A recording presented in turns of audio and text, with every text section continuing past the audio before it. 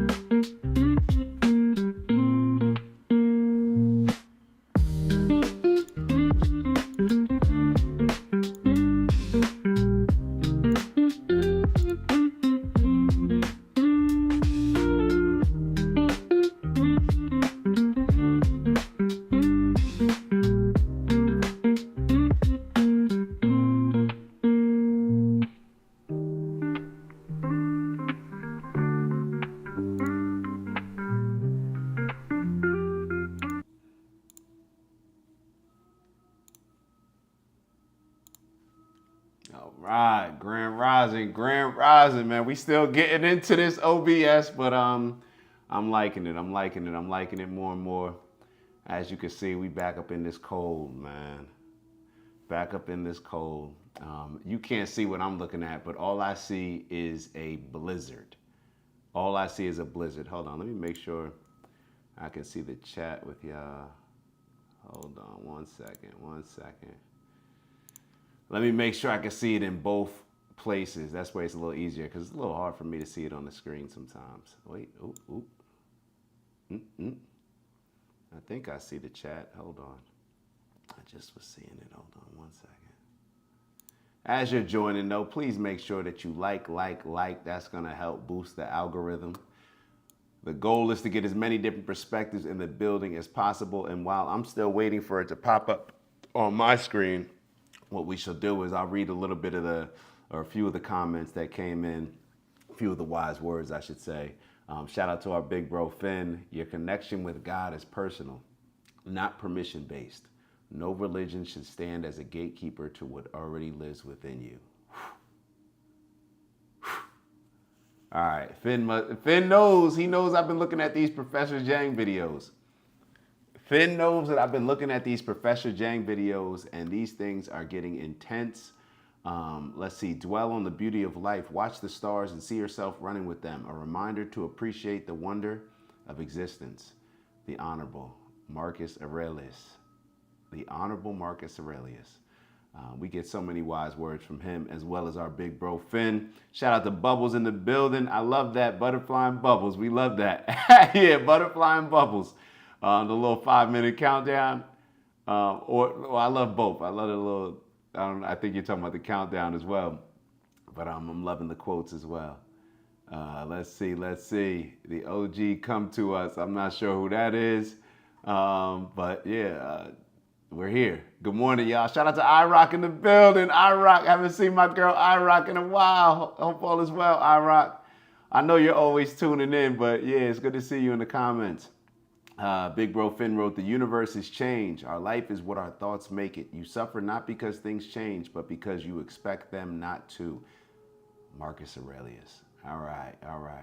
Let me see if I can, all right, so let's see. Oh, we got Michelle in the building. Shout out to Michelle. We got a comment. Hey, I came across your stream and I like what you're building. No advertisements. All right, let me see if I can get this thing shaking a little bit. Hold on. It's like okay, now the comments are finally starting to come in, at least on my end. Oh yeah, Mexico. Yo, matter of fact, I didn't have anything on Mexico. We probably should touch on that. I'm sure I'll find a video that we can review to understand what's going on. But apparently, and you guys correct me if I'm wrong, it's based on Mexico providing some aid to Cuba, I want to say. and this was our get back. Yo, I know we always try to keep it positive, but there's definitely a cloud of darkness around. There's definitely a cloud of darkness around. I know we try to keep it positive, but when we look around at what's going on throughout the world, is it naive? Like, isn't it a bit naive to not recognize that things are moving in a very demonic way? We're going to get to a place where it's going to be justified to go to war with everybody. That's what it seems like. We're moving towards a place where they're trying to get as many people on board to be complicit for when we just start going to war with everybody. Now, we've always heard that war is good for the economy. I don't know how much that's true. I don't know if it's good for the economy of the country. I don't know if it's good for just the economy of these politicians at the top, especially when they retire, or their families that can take these deals with the military industrial complex. I don't know if it's good for, I don't know what it's good for, right? Going back to the song, War, right? Somebody need to, that song. What is it good for? Absolutely nothing, because all of those things that I just mentioned, whether it's the economy of the country, whether it's the economy of, it's not worth it. It's not worth it. Now that's biblical, right? The lust for money, right? The lust for money, the lust for, we got to figure this thing out. So we're going to get into, we got a bunch of videos to cover. We're going to cover Tucker Carlson's interview with Mike Huckabee, at least a bit of it. Then we're going to go into Professor Zhang. In the middle of, between that, we may actually tap into this funny video that I know Finn knows what I'm talking about, of Gavin Newsom. So Gavin Newsom was trying to appeal to a black crowd, and y'all won't believe how he tried to appeal to that black crowd. But we'll get into Tucker, then we'll maybe get into a little Gavin, then we'll get into Professor Zhang, and we may have a couple other videos, but those will probably take us a good amount of time to unpack. So we shall get into it. Let me ask y'all, it's a little bit small on my screen, so I'm trying to see, is it updating? Is it updating the chat on the screen? Yeah, okay, I think it is. Yeah, I think it's updating it. All right, I just had to make sure, because it's so small on my end. All right, now I'm not gonna be able to, all right, there we go. There we go. All right, so I need to do this. I need to make myself a little bit smaller. Maybe I'll hang over here. And then I'm going to bring up on the screen, we're gonna welcome to the show. We are going to welcome to the show. We got our buddy Tucker over here. And my bad, man, how was y'all weekend? How was y'all weekend? Hopefully y'all are staying safe in the snow if you're in the Northeast, if you're in Jersey. I'm telling y'all, I want to turn the camera around just so y'all can see what I'm seeing. Matter of fact, hold on, I'm gonna try something. I'm gonna try to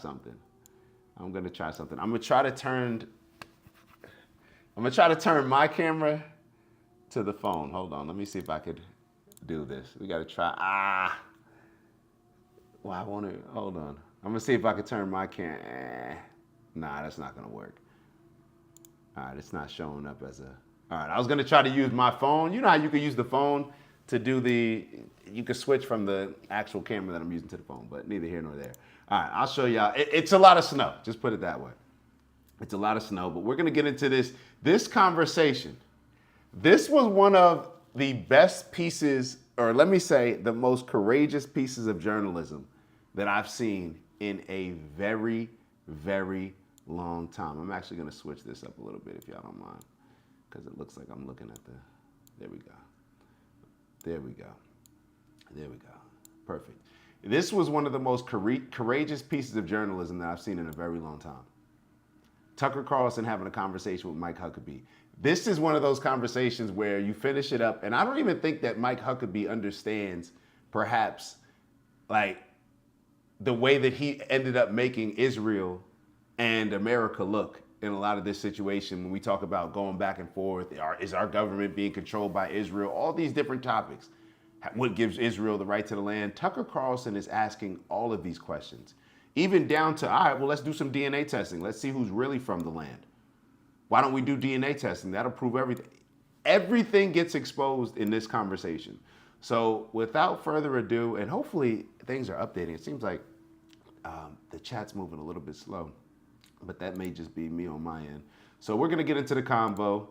I'm not gonna watch we're not gonna go over the entire interview, but there are certain parts that I would like us to cover. So without further ado, just want to make sure the volume's good. You guys, and let me know if the volume is good. I turned it up before, so it should be straight. That's why the person's here. That's why he fled here, so he wouldn't have to stand trial for trying to molest a child. I want to get to as I said at the outset, I said something awful that I regret that my wife barked at me about. I lashed out at Christian Zionists and evangelicals, and I just want to say again that I'm sorry. I've always liked them because they're pro-life and they're also really nice people. So for the third time, I'm sorry that I said that. I think part of my problem was I don't understand the theology, and you are not a fake Baptist minister. You're an actual minister. You had a church for many years. You're an actual theologian. So, and I mean this with sincerity, I hear people say, those who bless Israel will be blessed. I know it's a reference to Genesis. I don't understand the connection between that concept and modern Israel and the geopolitical world. And so I'm going to stand back and ask let's first define, because, from my days as a debater in high school and college, one of the things I knew, you didn't start the debate till you defined the terms. Amen. Let's define the terms. Thank you. What is a Christian Zionist? What does that mean to you? What does it mean? I don't know. It's the people who call me a Nazi for asking what Israel means. I mean, that's kind of I don't even know. But here's the point. If you say a Christian Zionist is a person who has a brain virus and is guilty of heresy, that's a pretty big charge. I know. I shouldn't have made it. I made it out of anger and ignorance. So, and I'm Christian, I think we can agree, is somebody who follows Jesus Christ. Exactly. Has a personal relationship with Jesus Christ, believes in his death, burial, resurrection, has repented of one's sins, and have accepted him as one's Savior. Would that be fair? Amen. Christian. Define that. Zionist. A Zionist simply means a person who believes that the Jewish people have a right to have a homeland where they have security and safety. Did you believe that the Jews have a right to live in Israel? Do you believe that Jews have a right to live in Israel? That would be a Zionist. That's all a Zionist is.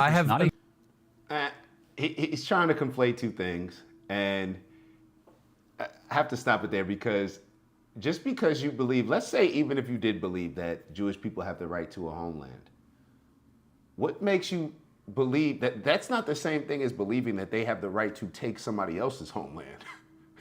Like, it's so funny that what stands out to me about this entire situation, the more we learn about it, because that's what we're doing, we're learning about it. The more I learn about it, it's like all of the countries that supposedly believe that Jewish people, like the European countries that believe that Jewish people have the right to a homeland, that took part in creating what is now considered Israel, a lot of those same countries are the countries that kicked Jewish people out of their country. And then I'm hearing different things, because I've been doing a little bit of research, going down some rabbit holes. You're hearing that, well, wait, did Hitler actually work with some of these Zionists to get them out of Germany, to get them to, like, and you're trying to get the reasoning behind all this. But what stands out to me is, if you believe that Jewish people deserve a homeland, then why not make it in the United States? What gives you the right to take somebody else's homeland? Oh yeah, they deserve that. Oh, well, not from us, but go take somebody else's. Yeah, it's a very, they try to throw that argument out there. Do you believe that Israel has the right to exist? Well, then you're a Zionist. Do you believe that Jewish people have the right to a homeland? Well, you're a Zionist. Well, that doesn't mean that that they get the right to their homeland by taking somebody else. Y'all know the argument. Let's just keep going. Like I said, I want to focus. I think y'all understand how I feel about this, so I'm going to try not to interrupt as much. However, it's kind of dual purpose, because I got to keep interrupting, because if we just play the video as is, y'all know it may get shut down. But let's continue. A million questions about what all of those terms mean. Yeah. But conceptually, I wish Israel no harm. I don't want to see. I'm Do you very. want them to have a place where they can live with safety Well, and let security? me ask. Yeah, it's called South Florida and New York. It's called the United States. It's called the same place that everybody else lives with comfort and safety. Oh, you mean they should have something exclusively? And let me go to Alex's comment. I saw Alex write something. What's up, Alex? So Alex wrote, do Christians have the right to have a homeland? Do Christians have the right to exist? Well, that's a good question. That's an excellent question because in America, right, the same country that Mike Huckabee is actually supposed to be working for, America, Jewish people have the right to live here. Now, is what we're saying that everybody should have the right to have something exclusively for them? Is that what we're saying? Like they should have something exclusively for them? Because that's a different conversation. But let's keep it going. Let's keep it going. So I saw this recently in an extremely telling exchange between the lieutenant governor of Texas, who I know and I've always liked, and a woman I don't know, never met, who's on the Religious Liberty Commission or something. And she said, I'm a Catholic, but I'm not a Zionist. And they had this ferocious exchange. And he kept saying, and everyone on the panel seemed to keep saying, you have to believe in Israel's right to exist. Which I've never kind of questioned, just for the record, but it did raise two questions I think are really important, and I hope you'll answer them. One is, where does that right come from? I would say it comes from, essentially, you could say it comes from the Bible. I would say that it does. But it comes also from a long iteration of historical precedents going to the Balfour Declaration of 1917. It comes from the League of Nations 1927. It comes from the United Nations 1947, right. The Declaration of Independence of the Israel State in May of 1948. They were immediately attacked. They won the war. They were attacked again in 1956. They won the war. They were attacked again in 1967 by 5 countries. They won the war. They were attacked again in 1973 in the Yom Kippur War. They won the war. The point is, does Israel have a right to exist? They also had wars in 1982 in Lebanon. They've had the intifadas, 2 of those. They've had Lebanon war again in 06. I was there.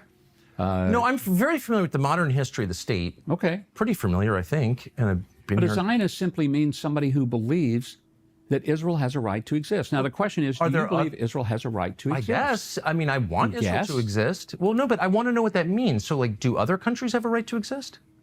Well, they do exist. Do they have a right to exist? You keep saying Israel has a right to exist, and I want to know what other countries They have a right. legal right because every international body in the last 100 years has said the Jewish people have a right I to understand. their You explained indigenous it, but homeland. my question so that's a is, legal right. what Do other- they have a biblical right? I would say that yes, but you may say they don't. I don't know. I'm actually sincerely interested in finding out what you mean by a biblical right.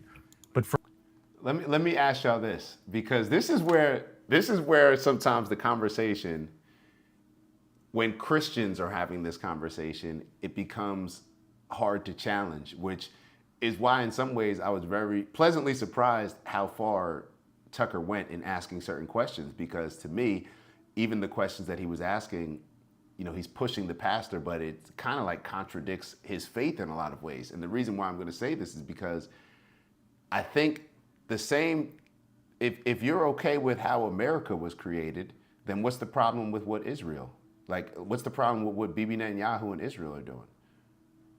It's the same thing. It's manifest destiny. It's doctrine of discovery. So if you have no issue with how America was created based on Christian principles, based on Europeans declaring that they can go anywhere throughout this world, and if people are not practicing Christianity, they have the right to take their land and do what they want with it. So what's the difference between what Israel's doing? This is where a lot of this challenging doesn't typically go. It doesn't typically go this far, in my opinion, because it's almost like you got to call out your own religion if you're calling out the things that Israel's doing, right? Because it's all colonization, it's all imperialism, it's all might is right, right? So let's continue with the convo. Where did I? Oh, there you go. First, to the legal right, does any other country on the planet have the same right that Israel has to exist? Well, you could say, does Jordan have a right to exist? When it was Transjordan And the Brits came and divided up the Middle East, and they gave some land to Jordanians, and they gave some land to the Saudis, and they gave some land to various Middle Eastern countries, and it was all carved up. And the French gave Lebanon its right to exist. Do they have a right to exist? Do they? Well, why not? Why Okay. not? So that's my. So Yeah. every country. Does the U.S. have a right to exist? I'm asking you. Okay, and I'm telling you, I think the U.S. has a right to exist. Okay. We came here, we came there. We're in Israel now talking. But does the U.S. have a right to exist? Does anyone question whether we have a right to exist? If I may raise my hand, I question it all the time. What gives the United States the right to exist? Now, America, let's be clear, people came here, conquered, and won a war. People came here, conquered, and won a war, but that doesn't give you the right. That's not saying that you have the right. It wasn't argued in court or argued on any other platform as far as, hey, we have the right. No, it was fought for. People died for it. It was attained in a very beastly manner, in a very ungodly manner, let me say, in a very non-Christ-like manner. It was conquered. How many commandments were violated in order to conquer this group of people, in order to conquer this land? So when you say that America has the right to exist, what does that even mean? But I'm glad that the conversation is going these places. I'm glad that the conversation is going these places. So let's keep it moving. And I saw what Storm wrote. Storm, I'm 100% with you. The more I learn about religion, the more I learn about the Bible, the more I learn about all this stuff, I'm like, yo, there's just no way. There's no way that God wrote that. Don't put that on my God, man. You're devaluing my God in a lot of ways by thinking that God would write that. I'm sorry, but let's keep it moving. But I, of course, I'm for America, you know. Good for you. But so every current country on the map has the same right to exist that Israel has. Is that what you're saying? I think what we're saying is that when a country has established itself and it is following international law, it has been deemed by numerous bodies that it is indigenous to its homeland, as Israel is. This is its homeland. It goes back 3,800 years to the time of Abraham. It's not that the Jewish people just showed up here in 1948 and said, we're going to have some land. Hold on. So those are two different tracks, and I just want to make sure that we separate them so I understand each one separately. All right. So you're saying there's the modern legal framework, and so you said a country that abides by international law has a right to exist. I would say that that is a part of its existence. Would the inverse be true that a country that does not abide by international law forfeits its right to exist? Not necessarily if it has the capacity to stay and make its case known. But there have been Jewish people in this land, but that's in this very land, for 3,800 years.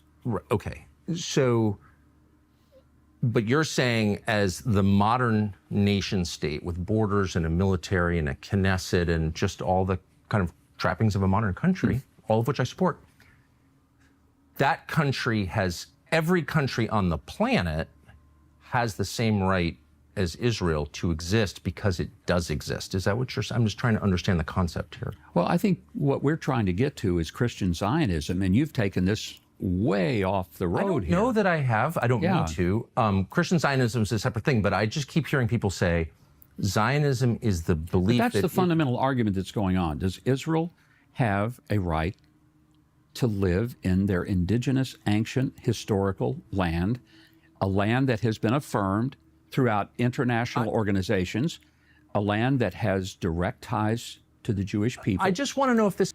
It is, I am convinced, and I watched this other video that we're not going to review today. I think it was a Joe Rogan conversation. And he was saying how, every bit of history before the 1500s is just made up. Like, people just got together and just made up the history and decided, hey, we're going to teach it this way, and this is what we're going to present because this is what's going to allow us to control the people more. That's what the conversation was about. And the more I hear this, it's like when you could tell me with a straight face that Bibi Netanyahu and his Polish family are indigenous to where Israel is currently right now. Like, come on now. What are we doing here? What are we doing here? But this is what is said with a straight face. And this is why when we talk about identity theft, when we talk, like literally, I can just pop up and say like, and especially when you take into consideration that a lot of the people that are responsible for creating the state of Israel were not even religious. They were atheists. So if that's the case, it's like, did these people just say, hey, we're going to just use this religious play in order to justify getting this land? You know what I mean? It would be no different than in America. Perhaps this is like, have y'all ever heard of the $10 Indians? It was either $5 Indians or $10 Indians. I'm not sure. But they were giving out reparations. And they were giving out reparations to certain Indians. But what ended up happening were a bunch of people, Europeans, acted like they were Indians. So therefore, they got whatever was being given to the, whatever benefits were being given to the Indians at the time that were Native Americans, Indians, American Indians. I'm not sure which exact group it was because they are different. But a lot of white people would pay a certain amount of money, like $5 or $10, to be declared Indian. So therefore, they get the benefits of that. This is no different, in my opinion, based on the justification that we're looking at here, because there's easy ways to find out if Bibi Netanyahu and his family actually do have ties to the land. There's DNA tests that you can freely do, right? To find out if you're actually from that land. Now, will they do that? I'm pretty sure if I was trying to prove that I had a right to exist, then I wouldn't even, like, why keep asking that question? Why not just prove it? Why keep asking the question, do you not believe that Israel has the right to exist? Well, prove it. Show me. Do a DNA test with Bibi Netanyahu. Do a DNA test, because when they do the DNA test with the Palestinians, it shows that their people have been there for thousands of years. In that region, in their homes. So it's, we know what's going on. We know what's going on. This is a universal principle. I guess that's what I'm getting at, because if it's not, then it's meaningless to me, because as a Christian, I believe in universal principles. Something is right for everyone, or it's wrong for everyone. We don't believe in special cases. But here's the question. If the Jews didn't have this land, would the Jews have a right to any land? So what? First off, I just want to acknowledge Storm. Great quote. History is a set of lies agreed upon. That's Napoleon Bonaparte. I agree 100%. I'm gonna go back a couple seconds just so we can hear the question that was being asked by Huckabee. Or it's wrong for everyone. We don't believe in special cases. But here's the question. If the Jews didn't have this land, would the Jews have a right to any land? I don't know. I'm not attacking the Jews. I'm asking if this applies to every people in every nation. Does every nation have the same right to its own homeland, to its own physical land, that you say Israel does? I feel like we're in a rabbit hole here. No, I think it's a very straightforward question. No, but does that right extend to other countries other than Israel? But the most important thing that is going on in our culture right now is whether or not the people that are yelling in the streets from the river to the sea, whether that's a legitimate point of view to say that there should not be a Jewish homeland. There should not be a Jewish state. You'll never hear me say that. I just want to know. I know you haven't said it, but that's the argument. It's one of the arguments going on globally. And the United States, excuse me, has a pretty narrow view, I would say, in our media culture, of what's happening around the world. There are plenty of countries having this debate. Stonehenge is a lot older than the first temple in Israel. And it was built by the same people who live there now. It's the same people. And they are being pushed off their island and outnumbered by people from other places. And so in Great Britain, in Ireland, which is also a country with a nation of people, a race, if you will, that is being displaced, replaced. Who are they being replaced by? Immigrants. Okay. From other places. I just wanted to clarify because I was one of the... Well, just as a demographic matter, it's just like you can look at the numbers. It's not controversial. Just look at the numbers. There'll be a minority in their country. And their people have been there longer than Jews have been in Israel. Yeah. And so they're having this debate too. That's all I'm saying.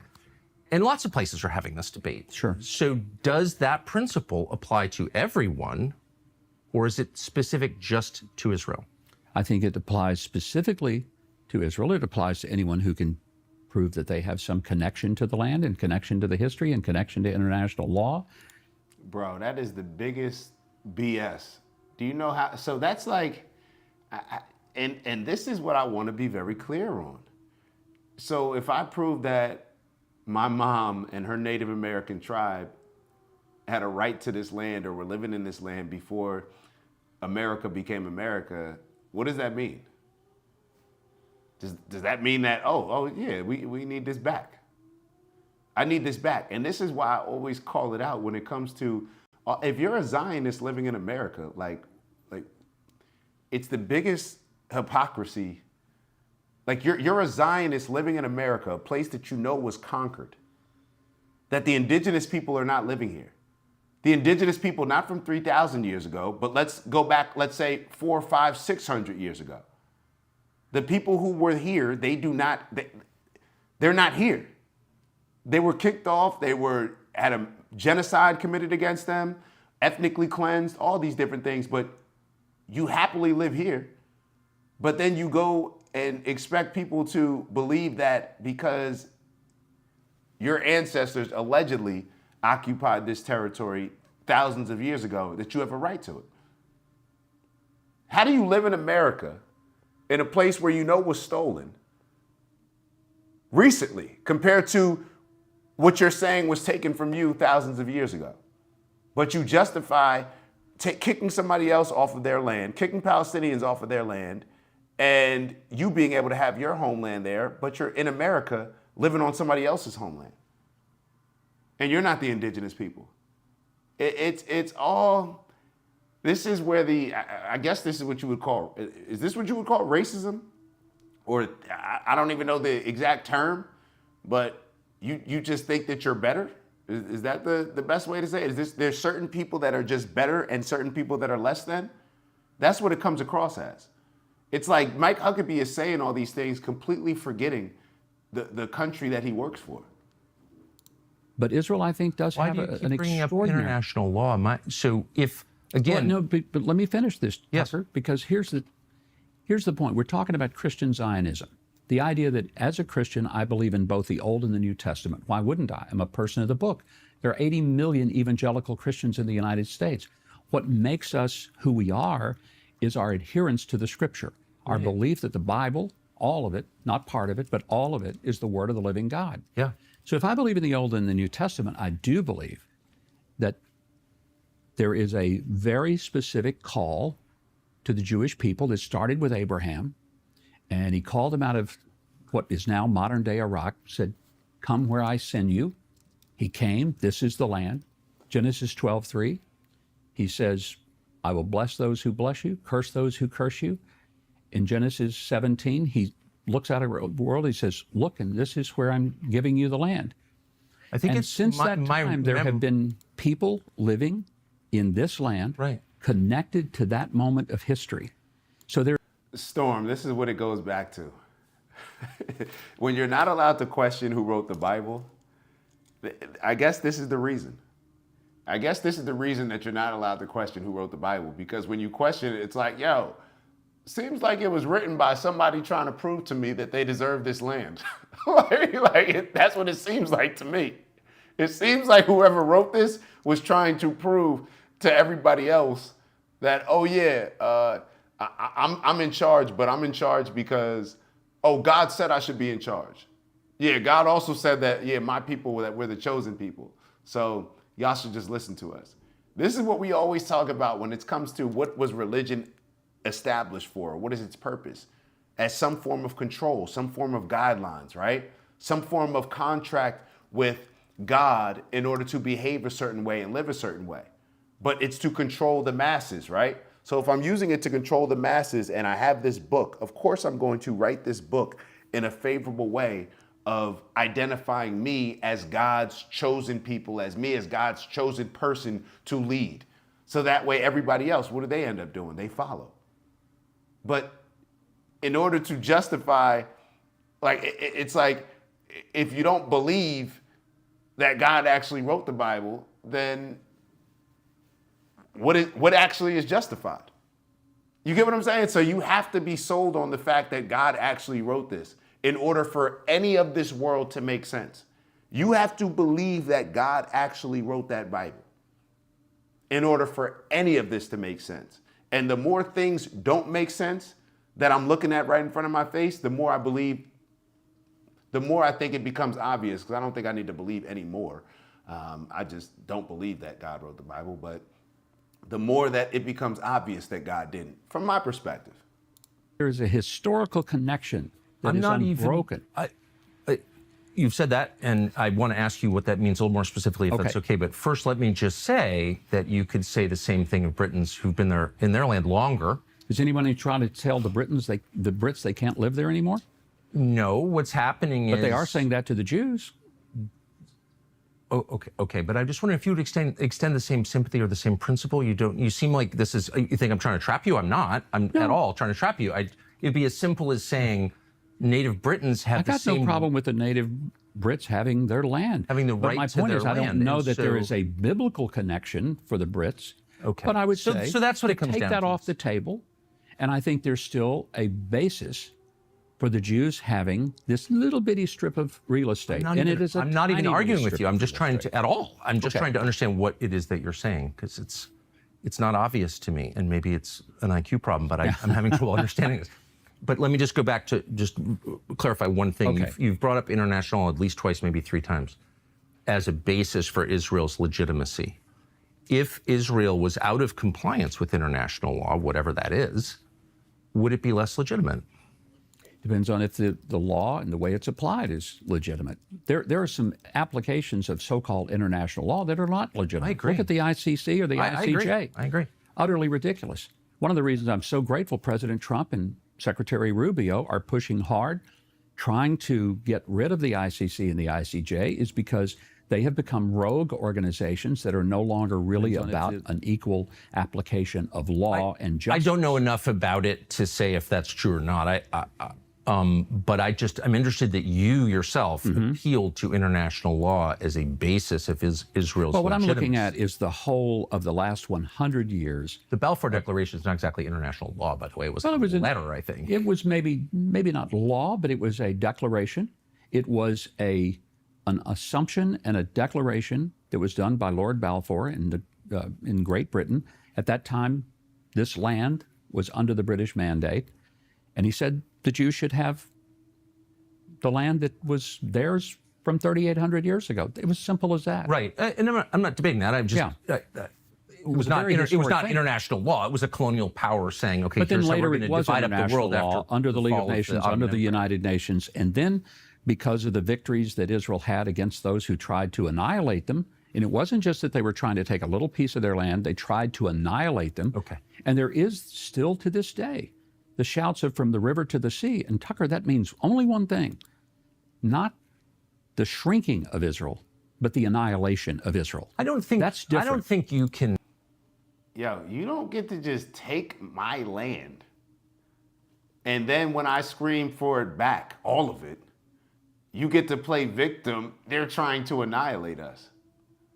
Like, what? Like, the level of, do y'all realize how much, like, for how long we've had to buy into this BS in order for people like Mike Huckabee to get up on camera and speak so confidently like this? Do you realize, our parents, do y'all realize for how long we had to buy into this BS in order for a guy like Mike Huckabee to get up here and say these type of things as if we should just accept them? This is wild. This is wild. Shout out to Samira in the building. I see you, Samira. So a couple comments. So Timmy said, whatever the reason, when the Messiah comes, Jesus comes back, Israel will be here. I don't know what that means, but it's like, what do we do in the meantime? Like, are we just going to sit around and just wait? Let me ask you this, Timmy. Do you think, like, when we ask ourselves, what would Jesus do? You're supposed to be Christ-like, right? So if the goal is to be Christ-like, why would you have to wait for Christ to come back? Maybe Christ is supposed to come back through you. Maybe the inner light in you is supposed to actually be what comes back. If that's not the point, if following Jesus' teachings, if following Jesus is not going to build you up to be more Christ-like, then what's the point of it? So why should we? Maybe this is what the Bible meant. Maybe it was Jesus has to come back. Maybe actually Jesus inspires us to actually do his bidding. Didn't Jesus already do enough? The man already died for us. He already died for us. Now y'all still waiting for him to come back. It's like, damn, what is his usage rate? Like how it's like in the NBA, you know, like he deserves a day off. Like how many back-to-backs do y'all want this man to play? Like he already died for us. And now you sitting back here waiting around. God gave us all this capability, gave us free will, gave us all of these godly abilities that we have, right? These godly capabilities to strive to be more Christ-like. But we're just going to sit back and wait for somebody else to come back and do it? It's like, what is the purpose of life? What is our purpose? Especially those that say that Jesus is your Lord and Savior. I hear you saying that Jesus is your Lord and Savior, but I don't see you behaving like it. It seems like you're still waiting. You know what I'm saying? Like maybe the Savior part is where we get confused. Maybe we should strive to be more like the Lord instead of waiting for the Lord and playing victim as if somebody needs to come save us. But those are just my thoughts that go through my head. Let's see. Finn wrote, waiting for salvation keeps you powerless. Liberation begins the moment you save yourself. Yes. Like do y'all realize how passive that is? Like, this is how people get controlled. When you sit back and think like, damn, how are we able to get controlled? Well, we have a bunch of men that believe that they're waiting for a man to come back down and save them. Like, bro, save yourself, bro. You have all the capabilities to do it. If all of the people that do evil realize that they have that capacity to do evil at such a high capacity, why don't the good people, the quote unquote good people, feel the same? Why don't you feel that you have the same capacity to do great things that these evil people feel that they have to do evil things? It doesn't make sense to me, because those evil people, they're not sitting around saying, yeah, well, the devil's going to come back. No, they're behaving like the devil. They're actually taking accountability. Nah, we're going to be that. Meanwhile, all the quote unquote good people, they're sitting back, well, Jesus is going to come back. Why don't you, like, damn, at least get the ball rolling a little bit so when Jesus comes back, it's like, damn it, he doesn't have to shovel the whole driveway. You already started. At least you did the different paths, you did the stairs maybe, but damn, y'all just sit back and just wait for Jesus to do everything. Damn, couldn't be me. And say that you know what it means, actually, because you don't know what's in people's hearts. And my fault, I wanted to also highlight Samira. So Samira wrote, this man's job is to work for United States citizens abroad in Israel, not work as Israel's government, and that's all I get from him talking, is that Huckabee works for Israel. That's a fact. That's a fact. Oh, man. Oh, God. Let's keep it moving. I'm trying to catch up with as many of the comments. Oluwehu said, the funniest thing is the Jews don't care about Jesus, yet they are like, yes, yes, yes, Mike Huckabee, keep on waiting and talking nonsense to justify our madness. Well, your comment reminds me of the video that we put out this weekend where Randy Fine, he went on Patrick Bet-David's podcast and he was discussing that viral X post that he put up as far as if they force us to choose between Muslims and dogs, that we're choosing dogs. And there was a whole conversation built around that. And and it's almost as if he was trying to justify it, saying, well, these people don't identify or adopt to American culture, which is we love our dogs, then maybe they should find another place to live. So my response is, well, Randy Fine, most Jewish people don't adopt to the Christian culture, right? Y'all don't look at Christ the way that Christians look at Christ, but isn't that American culture? I know y'all try to fool us with this, America was founded on Judeo-Christian values. There's no such thing. They are direct opposites. They're two completely different contracts with God, two completely different covenants. So therefore they're actually direct opposites, where one came right after the other. The only reason why there was a need for Jesus and that covenant is because the old covenant wasn't seen as the right way to live. So therefore all this Judeo-Christian values, it holds no weight. But Randy Fine, should people who don't look at Jesus the same way that Americans look at Jesus with our Christian culture, should they also find another place to live? Or should it just be Muslims? You get what I'm saying? So these are kind of the questions that come up with a lot of this stuff. But it's, oh my God. And shout out to IROC, wrote, wow, what a thought. I think you're right. Be Christ-like. That is him coming back. Being Christ-like, like this is the inspiration. He's supposed to inspire. Isn't that what we're all trying to do on this planet? is to leave, let's say our loved ones. Let's say leave our loved ones. When I think about my grandparents, when I think about different people in my family that have passed away, I'm still inspired by the impact that they had while they were here. You get what I'm saying? So I can sit back and ask, well, shoot, how would my grandfather feel about this? How would my grandmother feel about this? I can ask myself these things because I had real experiences with them.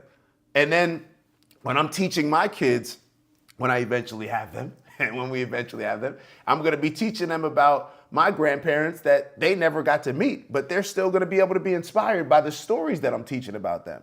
So I don't understand this whole sitting back and waiting. It seems like you're playing into the hands of the very people that wrote, hey, don't worry, don't do anything, right? Don't do anything. Jesus is going to come back. That's your savior. So don't do anything. Until Jesus comes back, you're just supposed to be our slaves. Okay, cool. And people just buy into it. People just buy into it. So I don't know whether I put more of the blame on the people that actually got y'all tricked into buying into it or the people that keep getting tricked into buying into it. I don't know. Let's keep it moving. So why don't we just deal with the facts? Maybe some people mean it. I know it's to in their mean that. mouths. I know it's in their minds. But I'm not, look, you'll never hear me say that. What you will hear me say is I'm confused by what the definitions are. So let's go through this. You've appealed to Genesis. Genesis 15 says it's Abram, it's pre-Abraham, it's Abram, receives from God the news that his descendants will inherit the land. And you tell me as the theologian if I'm getting this wrong, but from the Euphrates to the Nile. I think that's right. And that would include basically the entire Middle East. That would be the Levant, so that would be Israel, Jordan, Syria, Lebanon. It would also be big parts of Saudi Arabia and Iraq. It would be, I'm not sure it would go that far. I mean, did it get interrupted? Why can't I review? I think I got to switch videos, y'all. I think we got to switch videos. Hold on, let me check. Because I just got a message saying that the stream got interrupted. Did it get interrupted? Did it get interrupted? Oh, I literally just got two messages saying that the stream got interrupted. Oh, so that's on the other page. So, all right, we're going to have to pivot away from this. Or I'm just going to have to keep playing it on the screen and not playing it on the screen. There was really one part in particular that I wanted y'all to hear regarding this, and it was about to come up. Let me see if I can find it and then pull it up. I don't want to leave it on the screen right now.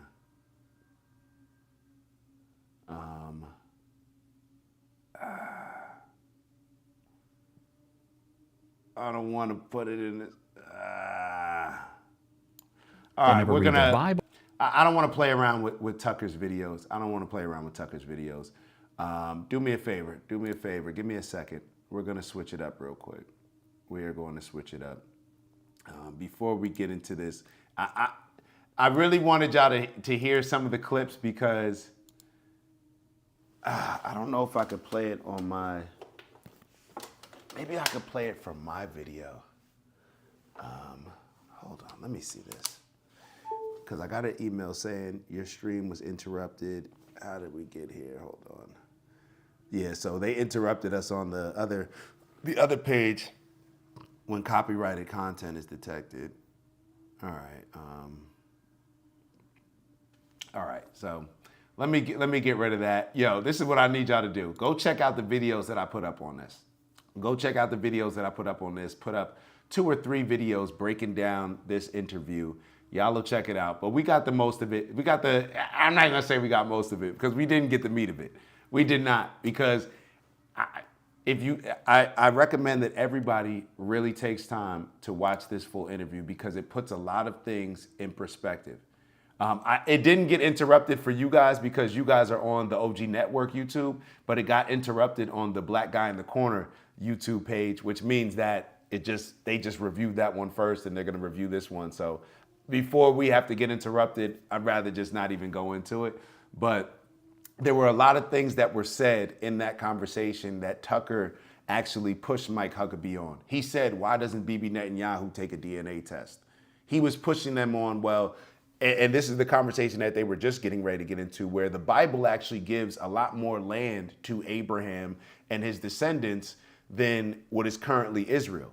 So Tucker's saying, well, I guess if we're just going biblical, then shouldn't they have the entire piece of land? And I understand why Tucker's bringing that in, because when you look at this Greater Israel project, when you look at the clean break strategy, when you look at all these things and you see Israel clearly trying to expand their territory, and then you look at the Bible, it's like, hold on, eventually, is this going to be a call for Israel having this entire piece of land? Is that what the eventual call is going to be for? For Israel to have all of this? And Mike Huckabee actually responds and he says, yeah, well, if Israel decided to take all of the land that, you know, that God gave, that it says in the Bible, then I guess that he'd be fine with that. And it's like, damn. So take a look at that. Let's pivot. This is what we do. This is what we do. Let's pivot into this. Let me show y'all this this Gavin clip real quick, and then we'll move on to the Professor Jang video. I don't think we'll have any issues when it comes to copyright with that. So we should be good to go. And if we do, y'all know what we'll do. We'll adjust to that. So let's take a look at y'all boy Gavin. This is somebody that I think a lot of y'all gonna end up voting for. I can't see myself voting in this next election. I really can't. I cannot see myself voting in this next election. But let me bring up y'all boy Gavin. Let's get y'all thoughts on this one, because there's gonna be a whole lot. If it comes down to Gavin and JD Vance, are you going to vote? Are you not gonna vote? Are you gonna, what are you willing to do? Are you willing to sit this one out? I don't know. I'm asking y'all. Y'all need to let me know, because it's gonna be, I really feel that this next election, we're gonna be presented with candidates that nobody is happy with, where we're sitting back and we're like, yo, come on now. It's like JD Vance is going to come out here and tell us all the things that he's going to do and what he stands on, even though in this current administration, they're doing the exact opposite of the things that he allegedly, supposedly stands for. So we're going to be looking at JD like, bro, you a slick talking politician, but come on, bro. We don't believe you. Gavin Newsom, look at California. Even the Democrats are criticizing California. I think Barack Obama just come out and criticize Gavin Newsom, like, and that's probably a different play, because they're probably on different trees, right? Like Barack is more like the Kamala. So I don't know how they do it. You know, you got different gang sets. But whoever comes out, it's like, is anybody going to be happy? So this is going to be one of those elections, in my opinion, this next presidential election, where a lot of people are going to be forced with a big challenge of who to support, who to vote for. So Gavin Newsom starting off early. What do I mean by he's starting off early? He's starting off early by appealing to the Negroes, man.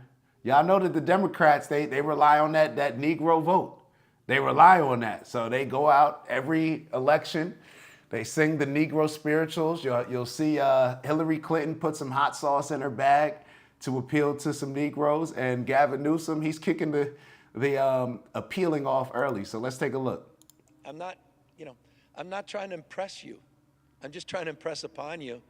I'm like you. Is it too low? Let me know if it's too low. I'm going to turn it up anyway before y'all can even respond. So hold on, give me a second. And what happens is YouTube is so much louder than the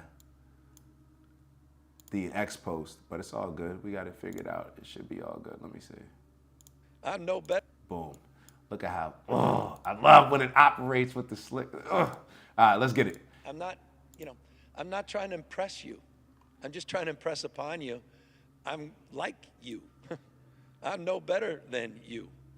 You know, I'm a 960 SAT guy.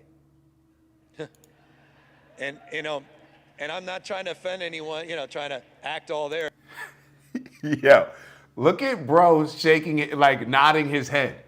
I need y'all to study this. I need y'all to study this with me. I'm just like you. I'm a 960. I'm a dumb nigga just like y'all. Like I'm a regular nigga. Just, like, what is he trying to say? This is how he's appealing to black people. This is what we've allowed by continuously voting for the Democrats. This is what we've allowed. And it's not even Gavin Newsom's fault. It's us. This has worked.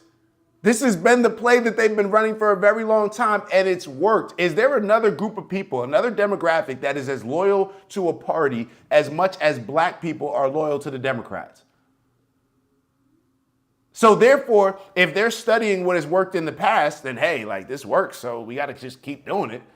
They keep voting for us. They're the most loyal, and they remind us all the time that they're the most loyal to any party. So why would we choose anything differently? So I'm not even mad at Gavin. I'm laughing at us. I'm laughing at us. This is hilarious that this is the way to appeal. So I'm going to run the whole thing back. And I want y'all, look at the head nod. Look at the head nod. Look at him agreeing.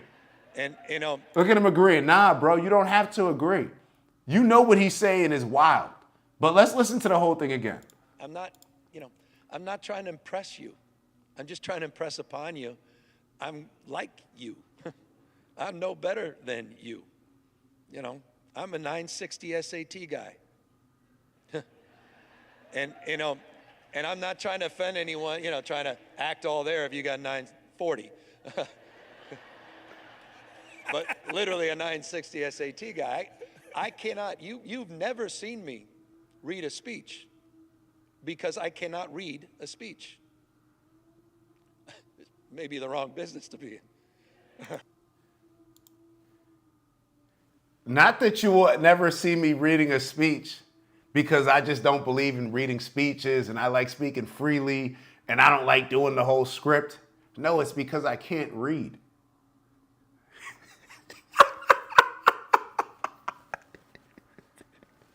Hey, yo, we get what we deserve, bro. You get what you deserve. This is wild. This man just said, I'm just like y'all. I got a 960. I'm no better than y'all. I'm just like y'all. The reason why you never see me read a speech is because I can't read a speech. Yo, black people. Mom, dad. Not my mom, dad. I'm just saying mom, dads, the generation of mom, dad. We gotta, hey, clearly we've been doing things a little bit wrong. Let me ask y'all this. If we get the least amount, how does the most loyal group, maybe this is just like relationships in a lot of ways, how does the most loyal group of people to a particular political party get the least amount from them and also be seen in a light that is most unimpressive, I'll say? Like, not only do, like, we show the most loyalty, we get the least amount in return, and the way that they look at us is as if we are the lowest group in the bunch. It's like those are the remedial kids over there. And when you actually look at the numbers, are they wrong? We kind of are the most remedial. We kind of are the most, like, when you look at the income, the household income, we are at the bottom. Maybe it's because we keep applying that same Messiah-like logic to politics, just like we apply it to religion, right? We saw Buddy in here earlier talking about, yeah, we're waiting for Jesus to come back. That's the savior complex. You believe that you need somebody to save you. Perhaps the mindset should shift. Instead of us having such loyalty to the Democratic Party, because the reason why we do have such loyalty to the Democratic Party is because we're relying on them more than any other group relies on politics to be some type of savior to us.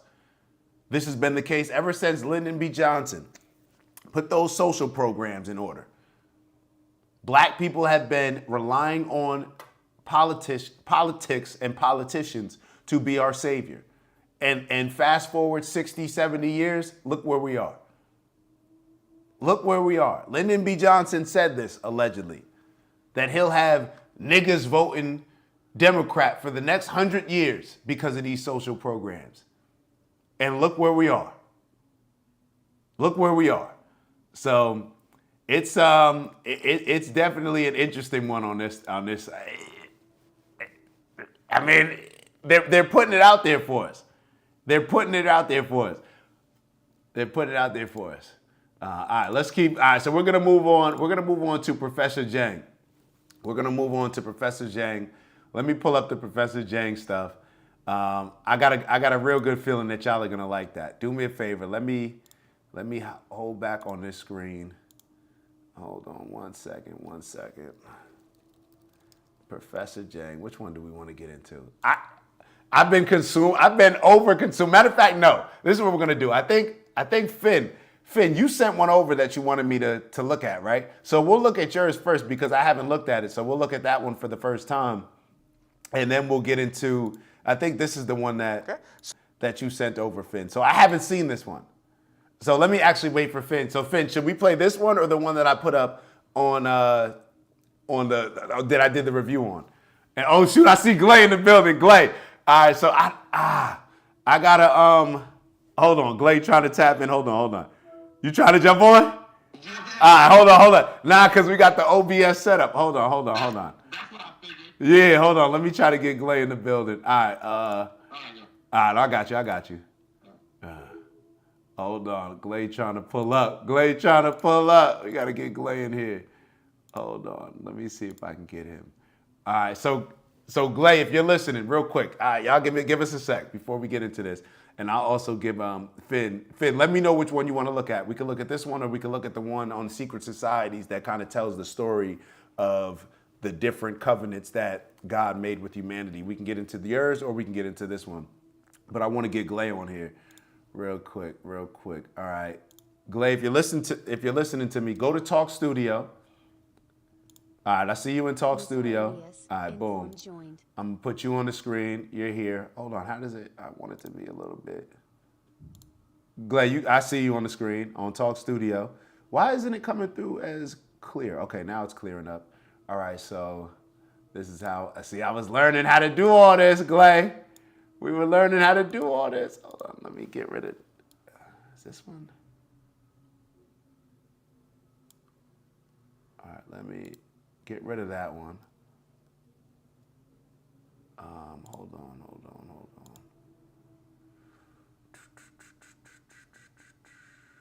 Hold up, Glay. I gotta make sure that we do the restream chat. Hold up.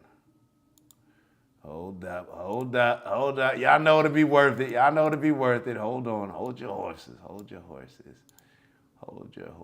real quick.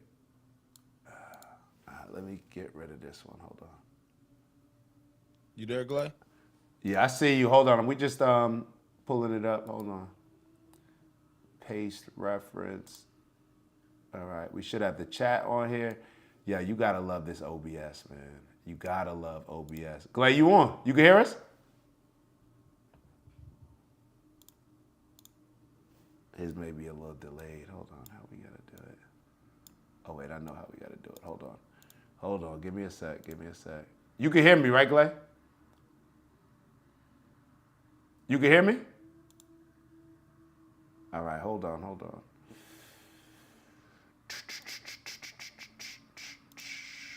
You can hear me now?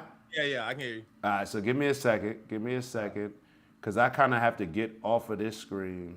Oh, you got to get off of OBS as a whole. Yeah, so this is what I'm going to do. So it should be both of us on here. But what I do is, bro, this is so clutch. All you do is do this. And just share the screen. Bro. Now you see it on OBS? You can hear me, Glay? I can hear you. You don't see it on the YouTube? Oh, on YouTube? No. Let me look. Well, hold on. So, yeah, you're going to be on the screen, but you're not going to see it. So go on YouTube and you'll see what it looks like. Yeah, that's what I was going to say. Let me Yeah. go on YouTube. So we got it going. All right, let me just pull up this capture window. Okay, yeah. I'm on there. All right, so we good. Hold on. All right, we clear. I just got to bring up the right. You just got to turn off the volume here. Yeah. There we go. All right, right, we so in the game. Professor Jang. All right, let me pull up Professor Jang's video real quick. I'm learning, bro. I like all of this stuff, bro. Yeah, it seemed real custom. I'm learning all this stuff. Hold on. Where's the Professor Jang? All right, hold on. Make my Zoom right. Hold on. Why won't it pull up? Hold up. Give me a sec, good people.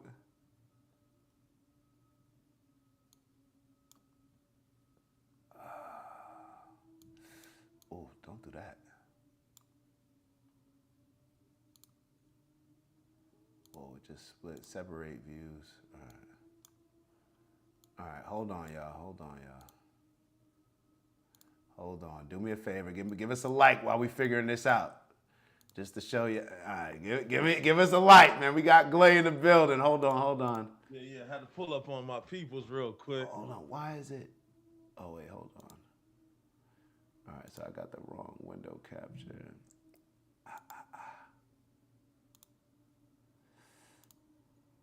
All right. Hold on, Glay. I gotta put that in the back.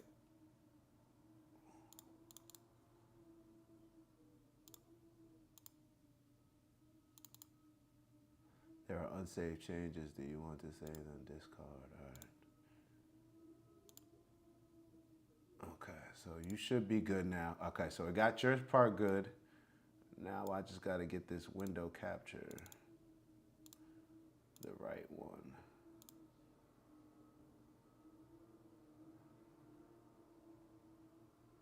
Why isn't, hold on.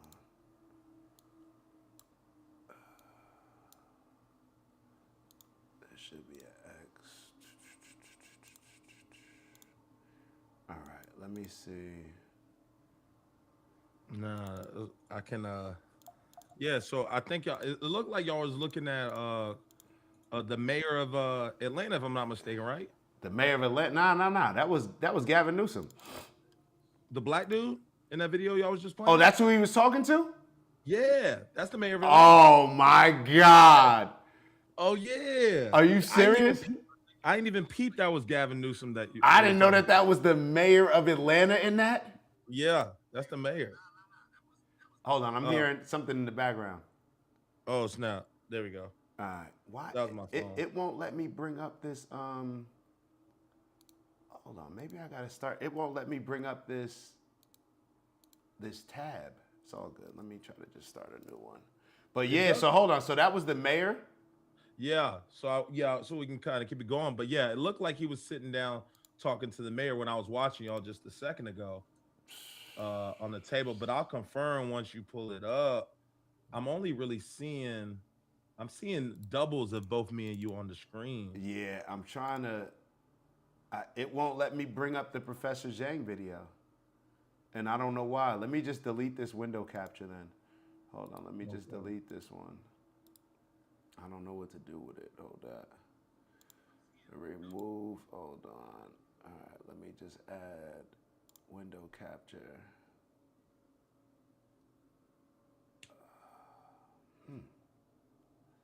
It's interesting.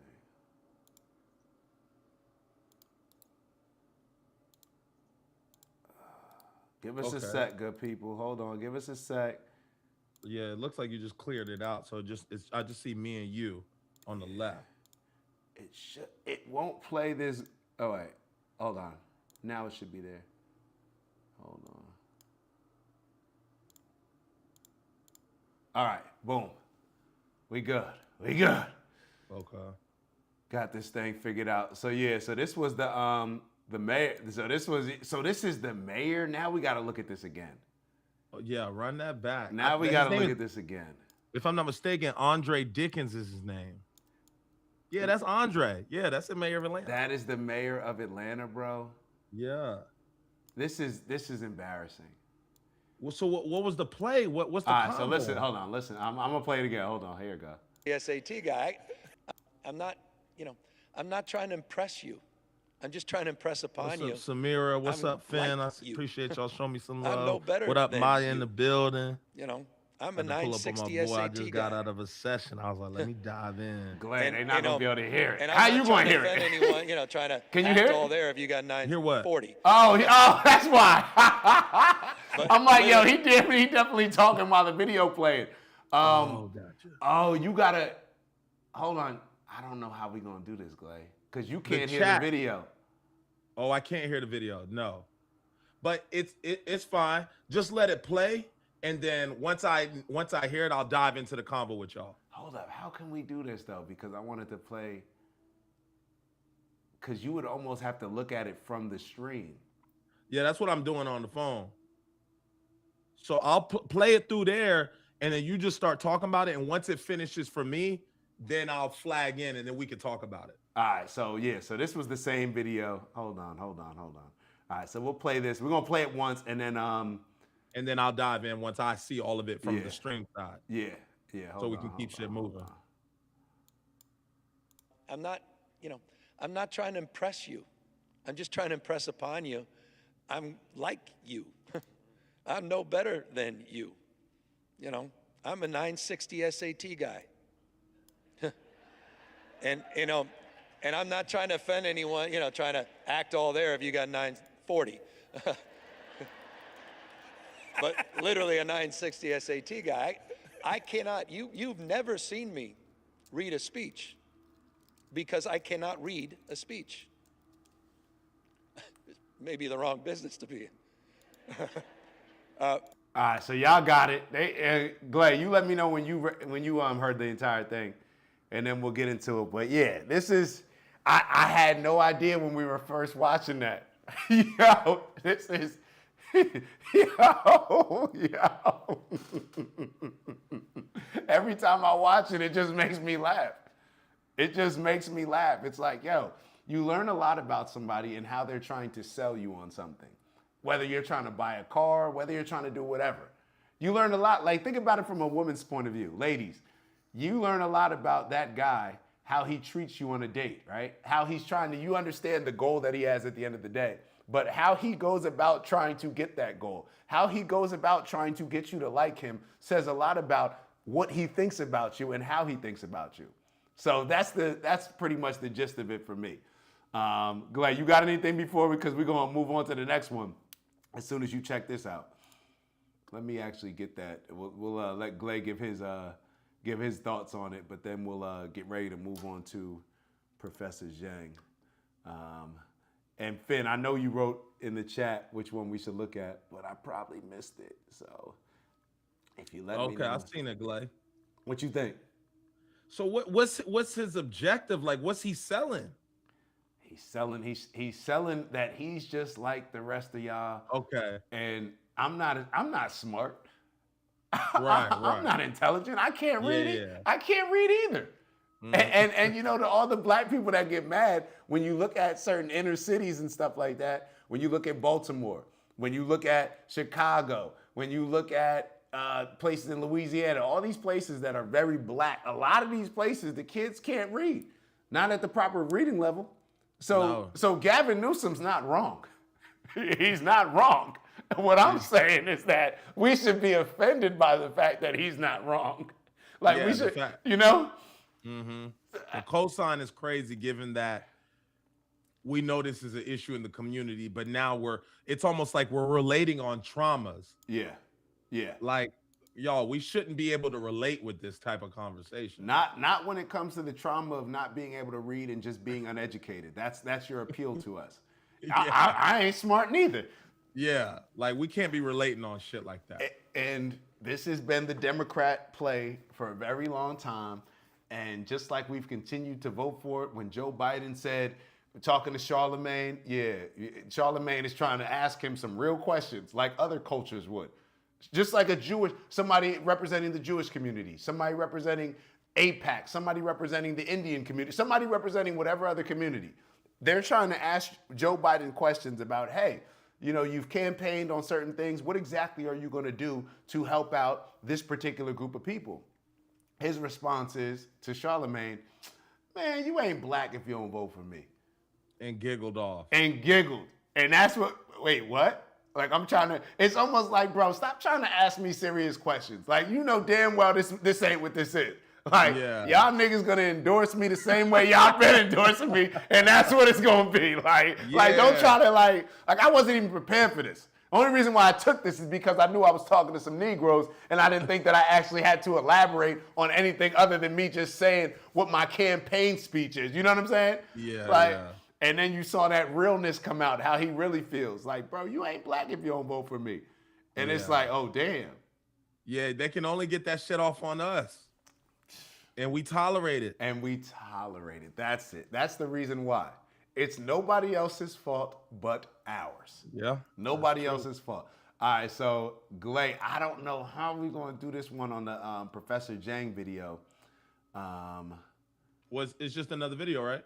Yeah, but it's a longer one that we'll get into, and we're gonna actually take a look at the one that Finn sent over. Maybe that'll be a little bit easier. I just don't think that we'll be able to watch the entire thing. Like we'll be kind of So let's teach.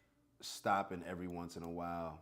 Oh, you want to watch it, stop it, and talk? Oh, I see what you're Yeah, saying. just because I mean it's 16 minutes, so we'll figure it out. Hold on, we'll figure it out on the fly. I don't know how we'll figure it out, but we shall figure it out. Let me just get this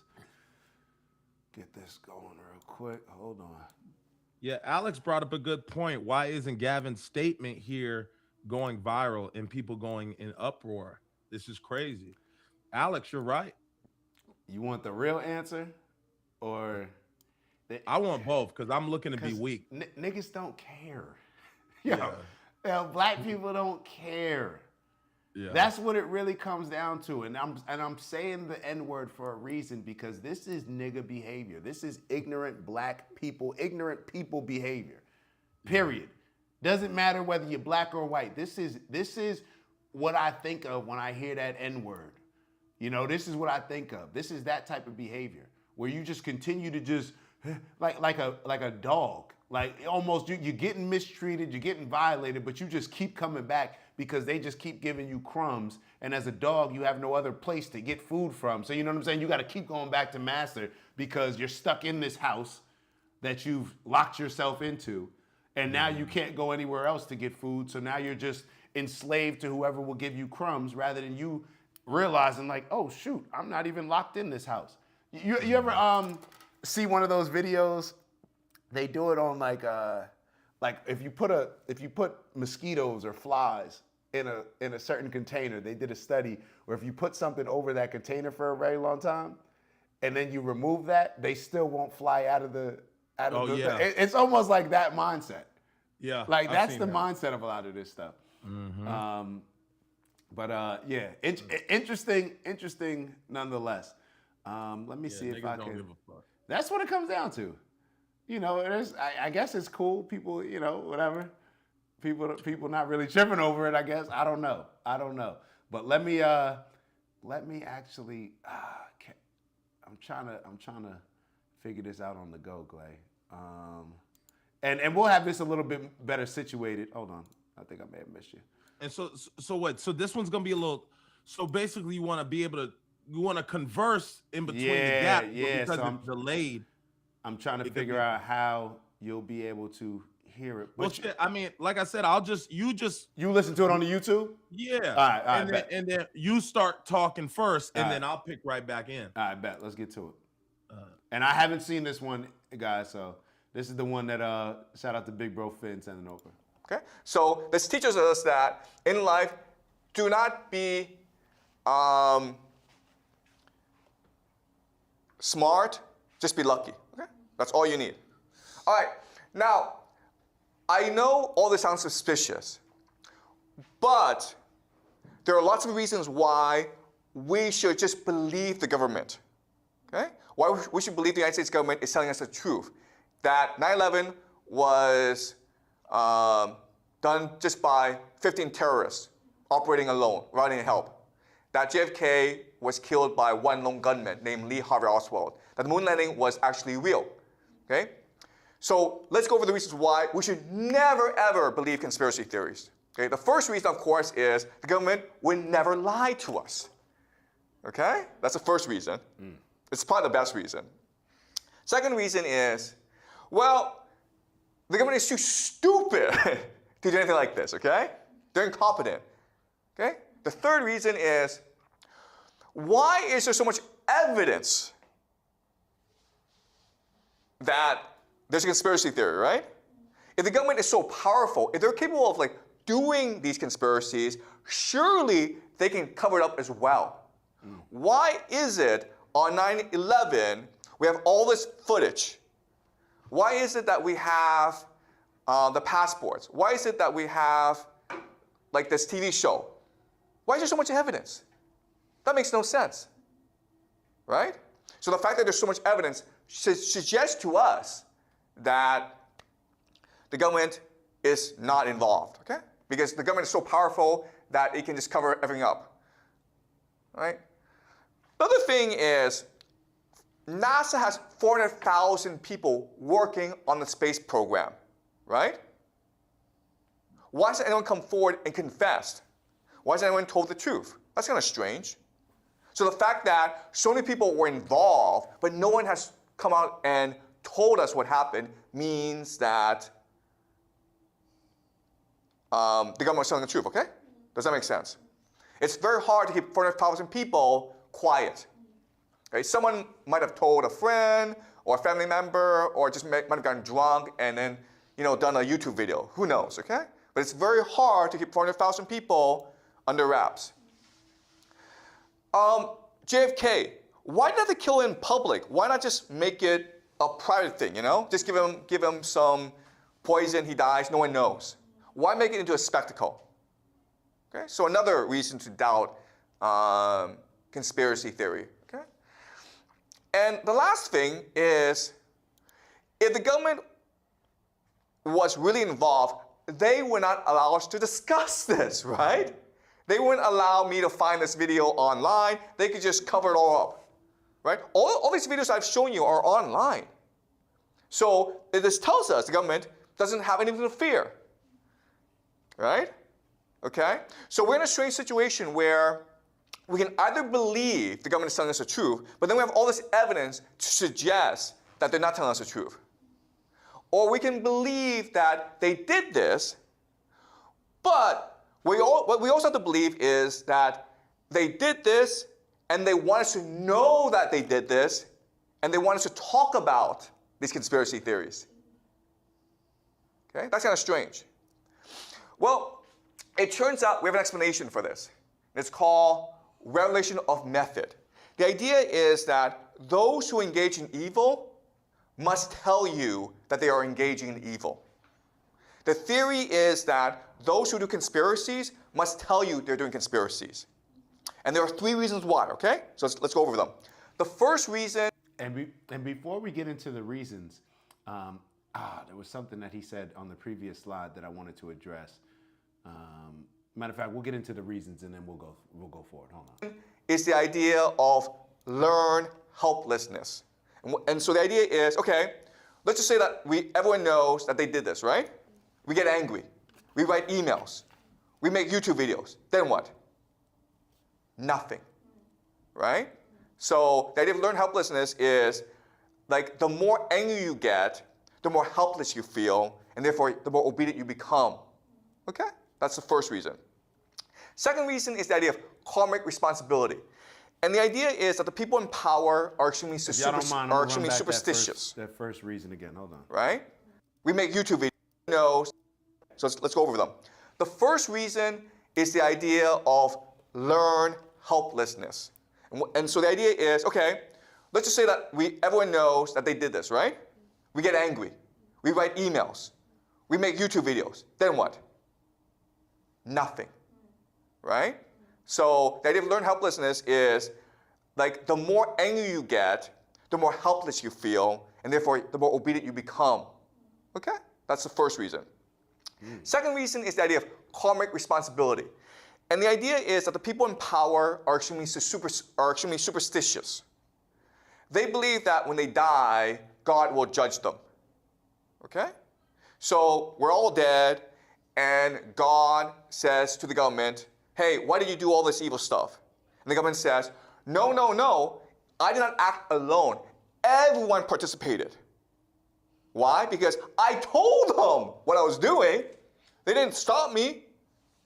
They didn't raise any concerns. They didn't protest. Therefore, they are complicit.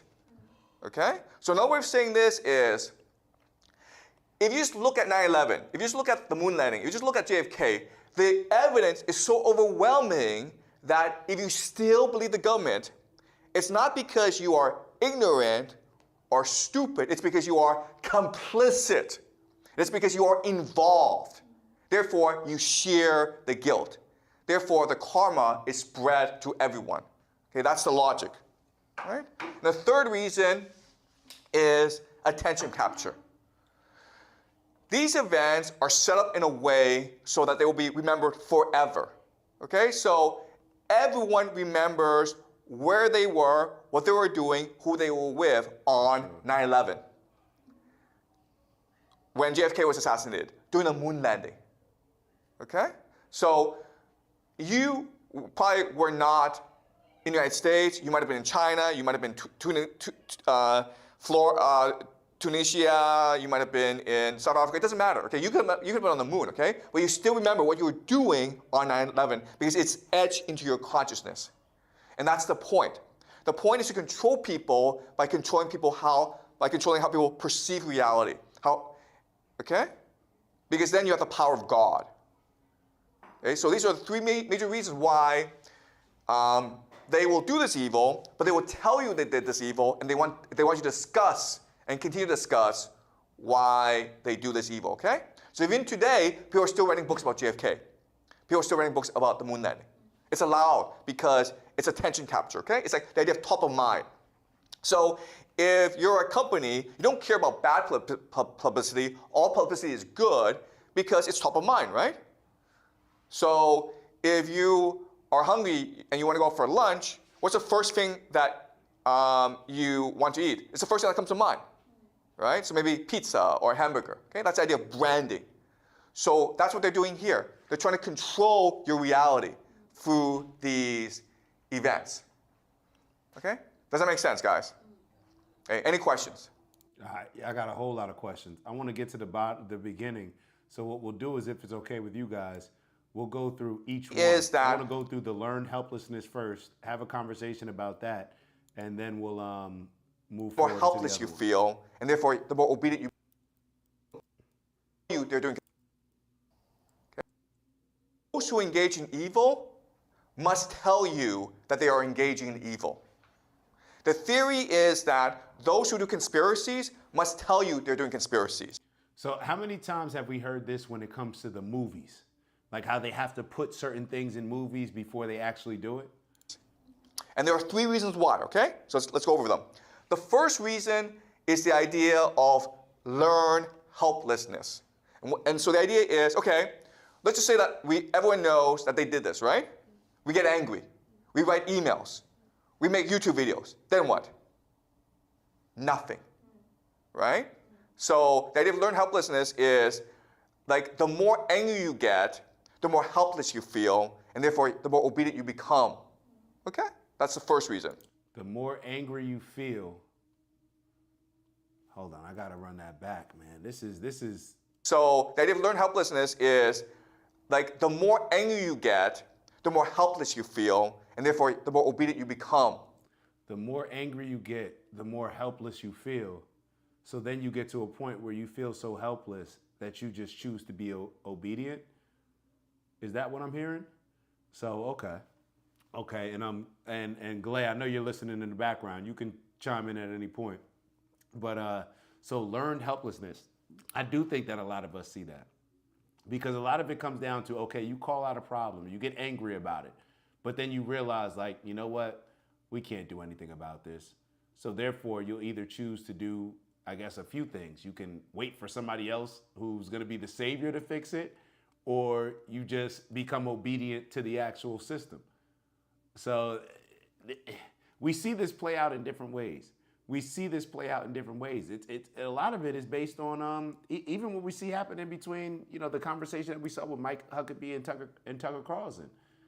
A lot of this stuff, you call out certain things and you get angry, but then you get to a point where, okay, you feel helpless, and that helplessness is they do a good job of fear-mongering you into something or making it fearful. They rely on either, in my opinion, us being extremely ignorant or us being just too scared to actually voice our opinion on things.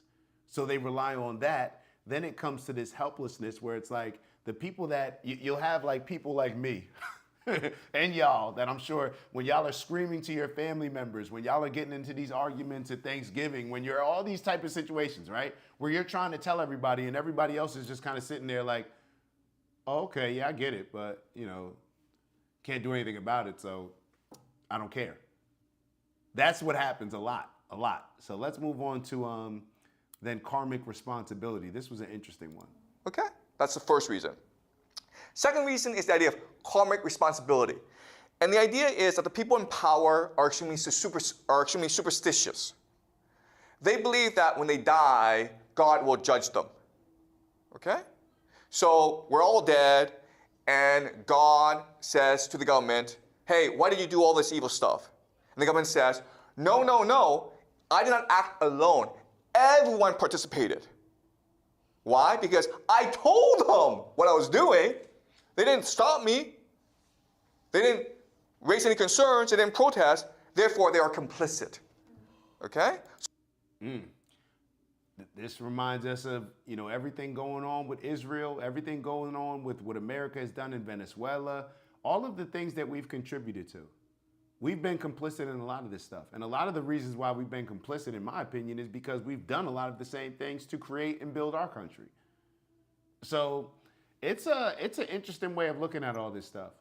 Definitely an interesting way of looking at all of this stuff. But that karmic responsibility. If I put it out there to everybody, well, shoot, everybody saw. I put it out there. Everybody saw. Everybody was on board too. So it couldn't have been that bad. You can't just blame me. So another way of saying this is it's like it's almost like it's okay for me to violate you. I guess as long as I told you I was violating you. Yeah. But there's not a moral responsibility for me not to violate you to begin with. It becomes okay because you're allowing the violation. Yeah. Yeah. So it's just like this self-manipulation to their selves first.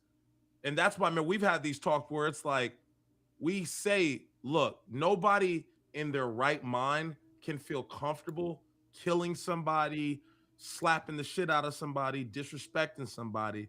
You have to have a conversation with yourself, or over time become desensitized to just that human nature to want to do good, want to help, all these things.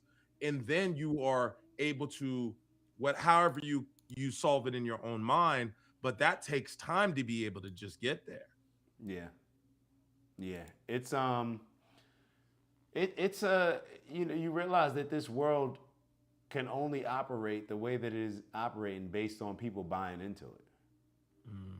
And now for the people, and the only time that we find out that we're not living in a free country is regarding what Samir wrote. Samir wrote, Dak, they are targeting people who are speaking up against this now. We do not live in a free country.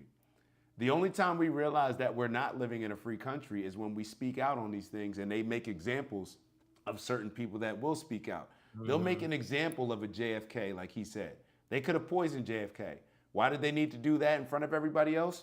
To let everybody else know, to make you very comfortable being fearful.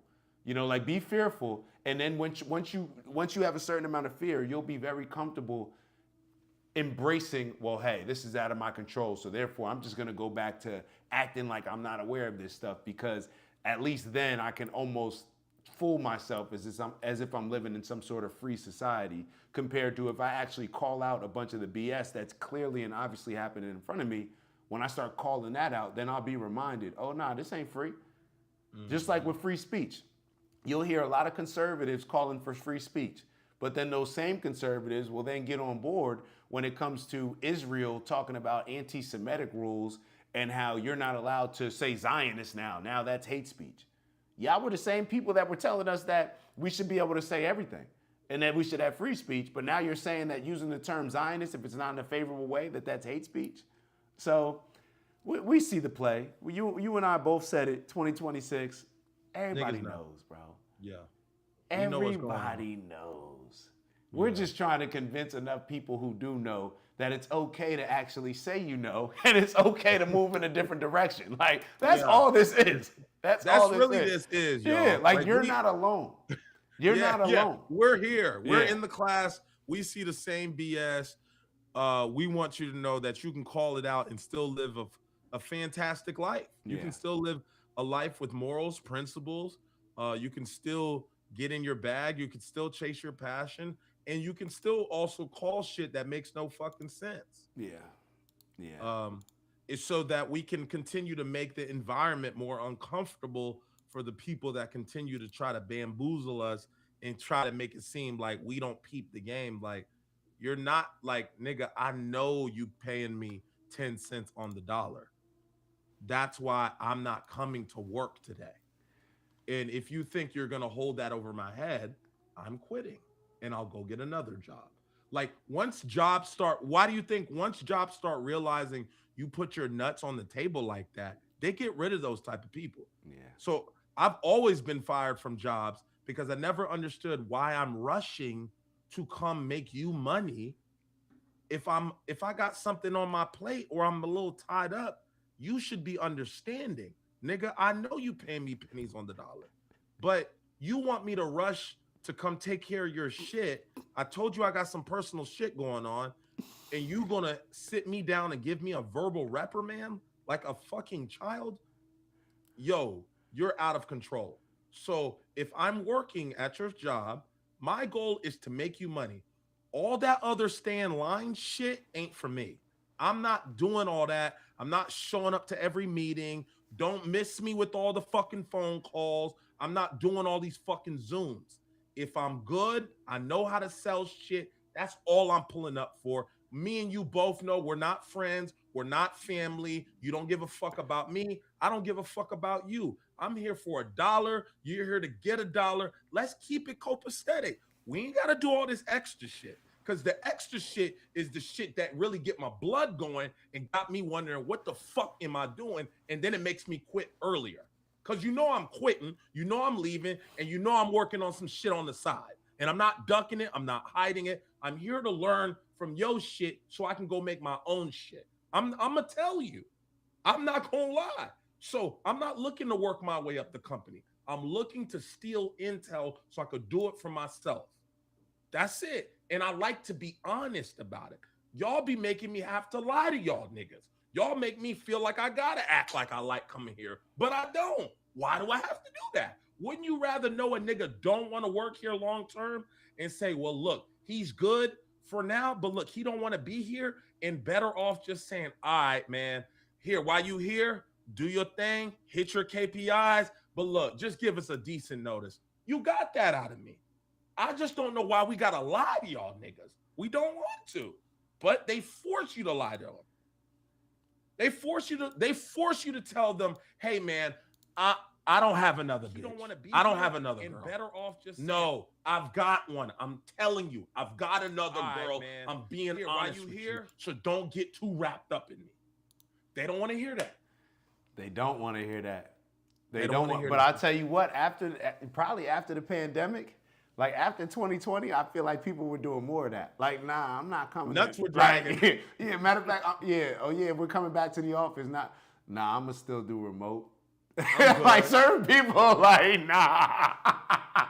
They lost a lot of leverage with that pandemic shit. Yo, they lost a lot of leverage. Cats like that leverage. Like, you gonna have to give me a little bit more, like for whatever jobs, like for regular jobs, and now what do we see? Now when we look at, this is why maybe they had to bring in a lot of these migrants. Yeah, and that's where a lot of this beef should be directed to, not to the migrants, but to the people. Like, let's be very clear, they would not be here unless the elites wanted them here. And my fault, I said a curse word, not elites. We're not saying that no more. Shout out to Dutch. Yeah. Unless these wealthy oligarchs didn't want them here, if they didn't want them here, they wouldn't be here. So all the Democrats that are celebrating, oh no, it's fine, we open up the border, do all this stuff. All right, good luck competing, because these people that y'all competing with, they willing to run through a wall. Are you? Are you? So unless you're willing to run through the same wall that they're willing to run through, you may not want to just open up that competition like that. You may want a country that serves you a little bit more than it's serving people that came here illegally. But to each their own. And see, like you said, everybody was cool when they was benefiting from the shit. Mm-hmm. Like you said, when you see all these different niches and all these different industries taken over by different migrants and et cetera, and people finding a way to work on their table, et cetera, it's like, hold up. Y'all all of a sudden got a problem with the migrants pulling up, doing whatever to get whatever. But then y'all was the same ones who was sitting here going back and forth talking about we not doing it for that little bit of bread. Mm-hmm. Well, you know how this capitalistic shit work. just because you won't take it, don't mean they won't take it. And so that's the risk you play. You gambling. So when you say, nah, nigga, we ain't going to work today. Okay, them NFL niggas did that shit too. And a couple niggas got a flight in that night, and a couple niggas got shipped the fuck out of there. You see the WNBA. You see the Oh, WNBA. Is that what's going on? They talking about we deserve this, we deserve that. They overplayed their hand. Cats like the owners, they like, nah. Like, we're not paying y'all that. You're not getting a percentage. We've been losing money on y'all for the last decades. How many years? And now you think because Caitlin Clark in here and y'all got a little bit of a buzz and we're not losing as much money that now y'all can step in and talk about what y'all demand, pay us as much as the guys, pay us as much as the... No, this is not how this works. It's not that. And look, you put yourself out there, you got to be willing to, hey. You gotta let them nuts hang, bro. Let them hang and you're gonna find out exactly what your value is. Yeah. You go one way or another. So if you overvalued it, you will understand that. If you undervalued it, you'll understand that as well. And look, we like that to me is the definition of living. If you feeling like you got that shit, Yeah. let them nuts hang. But if they cut your ass, nigga, you gotta know you didn't have what it took. Or another nigga was ready to take your spot. That's what the whole league shit was. Because remember, we was talking about that Kaepernick shit. A lot of niggas didn't take a knee. Now we tend to speak about, like where the niggas, like why ain't y'all tap in? Why ain't y'all double down? Y'all niggas is frauds. I'm gonna tell you why a lot of niggas didn't take knees. Cause a lot of niggas knew there'd be a nigga on the flight that night replacing them, and they be back at their mama house telling them what they shoulda, coulda, woulda did if they didn't jump on that Kaepernick flow. That's a fact. I'm not saying you right. I'm not saying you wrong. I'm saying you exactly whatever the fuck you thought you was. So if you thought you was right, you was right. You thought you was wrong, you was wrong. I'm not swaying you either way. I'm just telling you, with whatever position or stake you take, Kaepernick let his nuts hang. If y'all wanted to see an example, Kaepernick let them nuts hang. That's why he ain't got no job. That's why he ain't got no job. That's why he ain't got no job. That's what nuts hanging look like. And so, look, in certain industries and fields, they always looking to hang somebody publicly to let niggas know you get out of line, you gonna look like that nigga right up on there dangling from that tree if y'all don't stay in line on this plantation. That's the buck breaking. Yeah. That's and the they do buck it in breaking. job work for that's it. They do. I mean, we see all these examples. Kyrie, Kanye, it don't matter. Y'all want to step out of line? That's what y'all on? Matter of fact, we was waiting for somebody like you. Matter of fact, bring Kyrie out here. Bring Kyrie ass out here. Like, yo, it's been a minute. Yeah, we've been ready to make an example out of one of y'all. Like, bring him out here. You looking for a stage? You looking for a platform? Yeah, that's really how it goes, though. Yeah. So, and think about it, y'all. When you on the other side, I'm not saying it's right. But I'm saying when you put in a position of authority and power and you got some, let's just say you got a play, you got some motion going and you feeling like there's a few cats or a few niggas gonna step on your shit and start shaking the tree up, you're gonna see yourself switch up too. You're gonna try to make an example out of a nigga too. That's how I know employees ain't nothing but a fucking plantation. Because I know you're not getting what they're getting. I'm not saying you deserve to get what they get, but they not even giving niggas livable wage. Niggas was fighting for minimum wage to be $7.25. Yeah. Niggas in the restaurant industry get paid $2.15. Niggas who don't have green cards don't even fucking get that. At my old joint, I ain't even gonna disclose them. They take taxes out of their check and they're illegal. You know what those taxes go to? It goes to a fund to pay other employees in the job. Hold on, so say it again. So at my old spot where I used to be at, yeah, the illegals, because there a lot of Migos in the back, shit like that. Shout out to my Migos. they take taxes out of their fucking check. They're illegals. So what the fuck taxes you taking out? They take taxes out of their check and they put it into a pool that pays more employees. So the employee to the left of you is technically paying for the employee to the right of you. So the illegals they get something taken out of their check. They get And attacked. it goes into a pool to pay everybody else who's actually a legal employee. Illegal, legal, whoever. It just goes to a pot. Oh, so they take that out of everybody's check though, legal or illegal, or Well, did they the take that out of legal- your check too? Well, the legal people are really paying taxes. Right. Like my shit really going to taxes. So yours goes to the government. Their taxes go to. To the company's pocket to pay more employees. They have 30 employees in the back, nigga. We ain't even making no money. Oh, but does it go to you? What? Like, there's a pool you're saying that's created, right? So Yeah. do you get paid in that pool as well? No.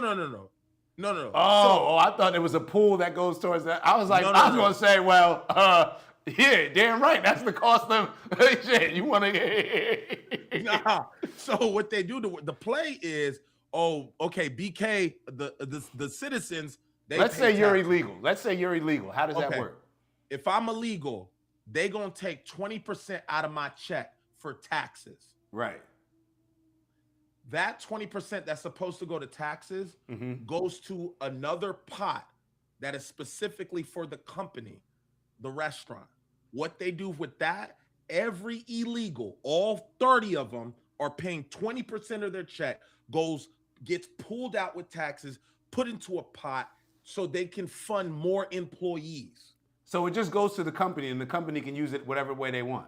Yeah, like they redistribute it to get more workers. So they just take that 20 and then they pay some more illegals. Correct. And then so they never out of what they pay those illegals, they take 20% of that and keep going. So the more employees, the less you're paying out of your bottom line. Yeah. Is that a wait, I'm over like Super legal. yeah, so how is it so it's not really tax, it's not a legal tax, it's just them. No. Oh no, this is just something the company's doing. Yeah. The company's just saying, oh, all right. The restaurant don't give a fuck. And you know what ends up happening? They don't pay for any employees. Essentially, you get to a point where you have enough employees on payroll that you pay such minimal for employees who are cooking, cleaning, all the infrastructure stuff that you need for the restaurant, because servers don't matter. Yeah. Servers make what they want to make when they come in. But when it goes to your overhead, if everybody is contributing to your overhead, then nigga, you paying 10% of what you should be paying as a restaurant. Yeah, you're still paying out, but everybody that you're paying out, it's like It's contributing to your paying out. Yeah.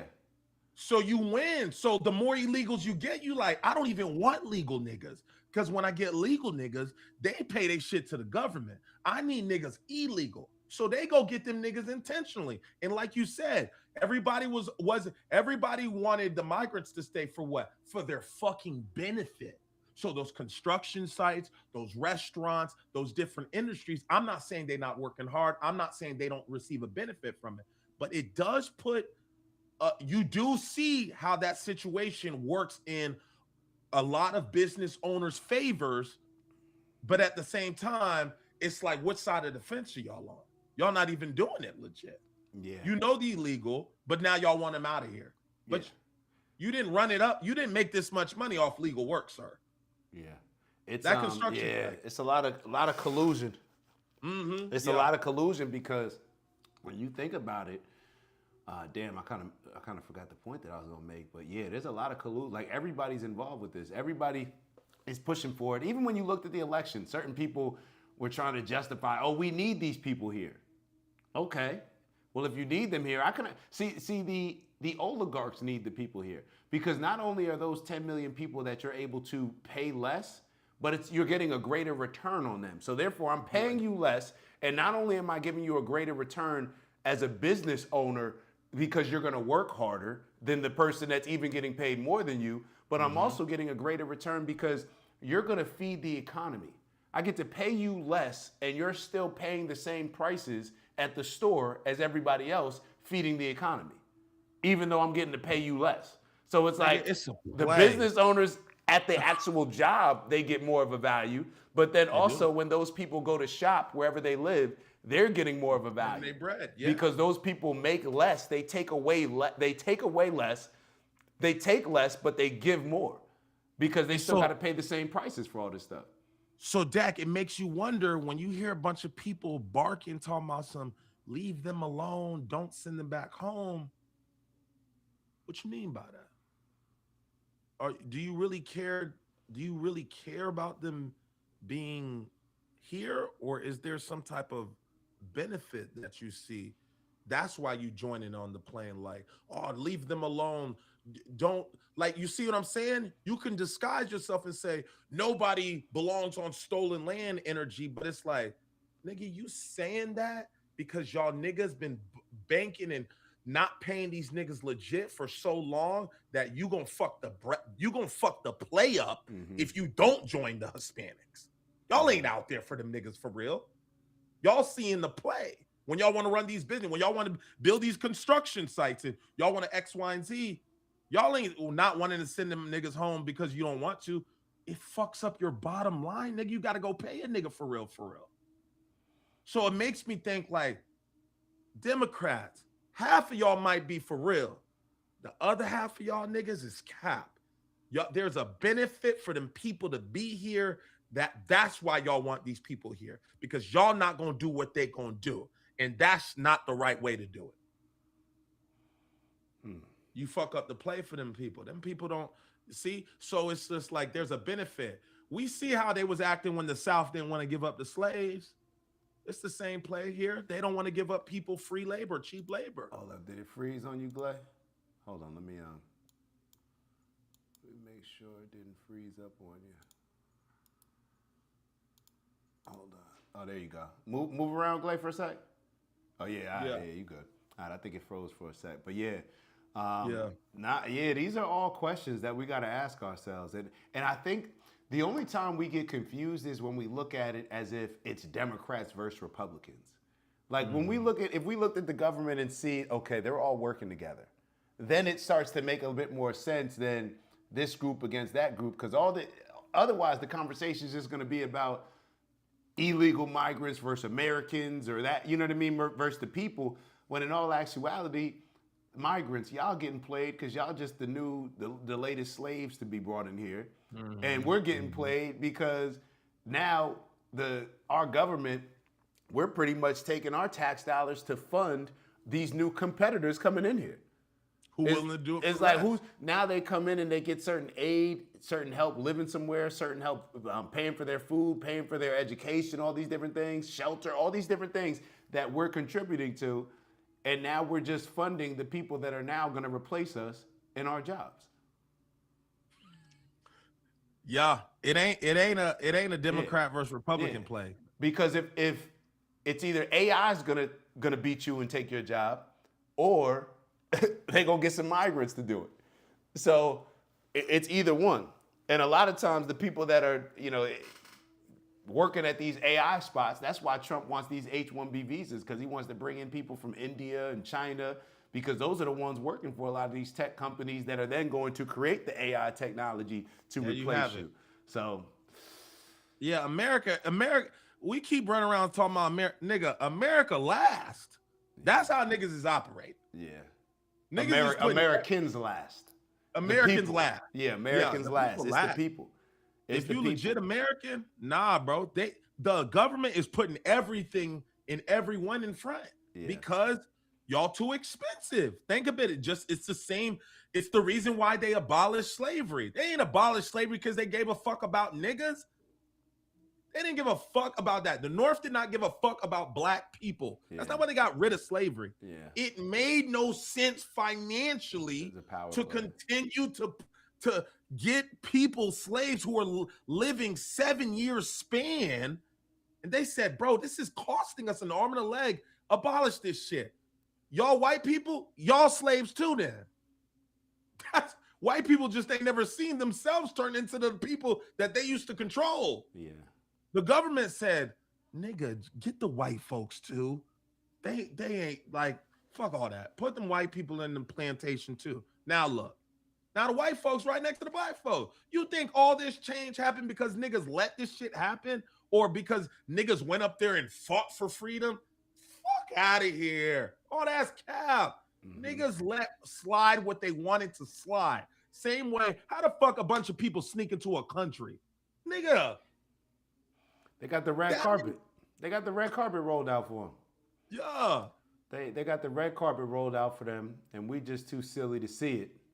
We beefing over, like you get a group of people, like, think about it. You get the people that are actually, in all actuality, when you take a look at this, like at least how they present it to us, the Republicans and conservatives, those are supposed to be the ones that control the businesses, that don't give a damn about the lower class people, right? That's what it's supposed to be. The Democrats, more middle class. All right. All of these people that you're bringing in a lot of ways, they're going to be competing with Democrats, people that vote Democrat, more than they're going to be competing against Republicans, at least the appearance of it. You know what I'm saying? Right. Now, Yeah. I hesitate to say that because, especially now, like obviously we know that, you know, Democrats and Republicans, lower class, middle class, but I'm just talking about an overwhelming amount of people that like the Democrat Party, that like a lot of the social programs. If you're getting social programs, you're going to be competing against those illegal migrants for jobs. Like the same people that are getting social programs, they're going to be competing against migrants for jobs in a lot of ways. So this is, it's, it makes you think. It makes you wonder. Yeah, it makes you really realize y'all niggas been fighting each other this whole time in the fucking back of the classroom, not even realizing the teacher had a play the whole time, bro. They ain't let them people ain't get let in here on accident. It was intentional. They didn't get rid of slavery on purpose. Intentional. They didn't let women into the workforce because they just wanted women to have rights. Can y'all miss me with all the shit that y'all thought y'all stopped because of freedom fighters and because somebody stood strong in the path? No. They let slide whatever the fuck they wanted to slide when they created a plan and said, okay, before we let black people run around this motherfucker and think they can do whatever the fuck they want, how can we benefit? Then the laws gets passed, bro. Man, hold up, bro. You know what it goes back to? This goes back to segregation. All of these people, you really think that the country would just allow desegregation if it wasn't in their best interest? That shit sounds insane. Like the only reason why the government allowed, all right, let's desegregate, and what did it do? This FOMO, this fear of missing out. It's like the people it's like we end up running into the burning house because we told them. So we were told, hey, you make sure you can't go into that burning house. So what do we run into it, right? So now they tell you can't be a slave. You can't be. Now I want to be. It seems like the people, like we're just working against our best interest. Even when it came to segregation, it's like, yo, you have people that are leaving black restaurants. Black people are so in love and want to be accepted by white people, want to be accepted by the government, whatever, want this, that you're leaving your business to go support a business that makes you pick up food in the back rather than just going to the business that treats you amazing. Like, it's but this is what happens, bro. This is the play. This has always been it. Women, stay y'all asses in the fucking house. No, I want to work. I want to work. And now it's like, and now you get to work and you like, I don't want to work. I don't want this. Yo. That's the setup. You think all these people, them women weren't fighting for your rights, ladies? It was a setup. Now look, every household has dual incomes, dual taxes, and we doubled the workforce overnight by letting women go do the same shit that they don't even fucking realistically want to do to begin with. Ain't this plan? These niggas, nigga, I've sat in meetings in my jobs, in my offices, whatever the fuck them niggas be sitting down in their meetings be doing, they be making shit happen. It be belt to ass when they come up with this shit. This shit is genius, bro. Yeah, we gotta. It's- Yeah. Certain part of us gotta sit back and just be like, "Yo, this was slick." Like, yeah, hey, I see what you did there. I'm sitting back like, y'all really niggas, y'all have black people so up in arms that they wanted to be equal so bad that they let their whole community go to adopt your shit. Yo, I can be a better Christian than you. Wait, I'll show you. nigga, who the fuck is responsible for this shit? You was a special ass nigga. You was a special nigga to be able to get people running around, upset, angry. Look, hey, white people, y'all are more superior than black people. And you know that, right? Yeah. Nigga be in a trailer park in West Virginia with no teeth and no education, acting like they better than somebody else. These niggas in these offices ain't playing with y'all niggas. Y'all better open y'all eyes and close your fucking mouths, bro. This is insane. A lot to take away here, man, and we're not gonna be able to get to the rest of this video, but it's these are definitely things to think about, and this is what we'll do for this week. And Glay, you let me know when you could tap in, but so for this week, what I'm gonna try to do is because and it feels bad saying it, but I gotta say it. We're gonna try Monday, Wednesday, Friday. Okay. For the AM show. And the reason why, and this is why over the weekend I concentrated on putting out a lot of different types of videos, rather than just because I was looking at the videos and I'm like, bro, all of my reviews are just Nick's videos. And I'm like, nah, we got to get to a point where we're reviewing other stuff. So therefore, I'm like, all right, we got to figure out a way to mix it up a little bit. So we're gonna try. Don't get upset with us. Just gonna try this week, see how it goes. Then we'll reevaluate it next week. But just Monday, Wednesday, Friday on the AM show, and then we are going to start doing some stuff at night. No, we always say it, but I think matter of fact, Chris and I may jump on tonight, Glay, if you want to jump on, just to kind of just to kind of just more casual type of setup. Okay. But Monday, Wednesday, Friday. So if we don't see y'all tomorrow, then we'll see y'all Wednesday AM. And we're not finishing up because y'all know we got the breathing and everything. Breathe it up. But definitely glad we got Glay on there. I know y'all happy to see Glay on here. So that's dope. And let me try to pull up. Glay, you finish it off, but then I'm gonna pull up the box breathing stuff in the background. Yeah. So so absolutely, man. We got to be able to open our eyes. Understand we getting played and move accordingly. I'm not saying go spin. I'm not saying go radical. I'm not saying go far left, far right. I'm just asking us to be aware, but also let people know you're aware also. Because sometimes with that silence comes a bit of complacency, like he mentioned in the video, and we lose track of where the line should be to begin with. We know the game we playing. We know you got to get your ass up. We know you got to get your ass to work. We know you got shit to take care of. We not saying omit those things. But what we saying is be conscious and don't lose yourself into the role or the character that you have to be and lose who your authentic self is. So we have to stay true and understand, look, at the end of the day, we tapped into this game and we understand how to play by its rules. But make sure that you got a set of rules for yourself on the side. Make sure you're working on your own thing.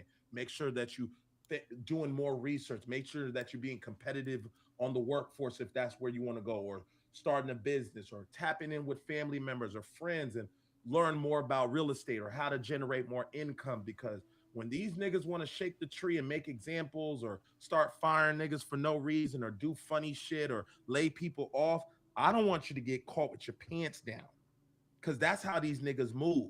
They gonna let you go and say, oh, budget cuts. Fuck out of here. So play the game strategically so that you can't get played in the long run. Always got a little something going on for yourself on the side. So when these niggas act funny and you ready to walk up in there, you ain't got to deal with no type of disrespect. You can stand on your morals and ethics and say, nigga, I ain't off none of that. I'm out of here, and go position and pivot and put yourself in an even better position than you once were when you was doing some other shit. So speak about it, get it off your chest, share with the people that you know that are down with the cause. And if they not, look, you can't get everybody to understand they on a plantation. Some niggas like that shit.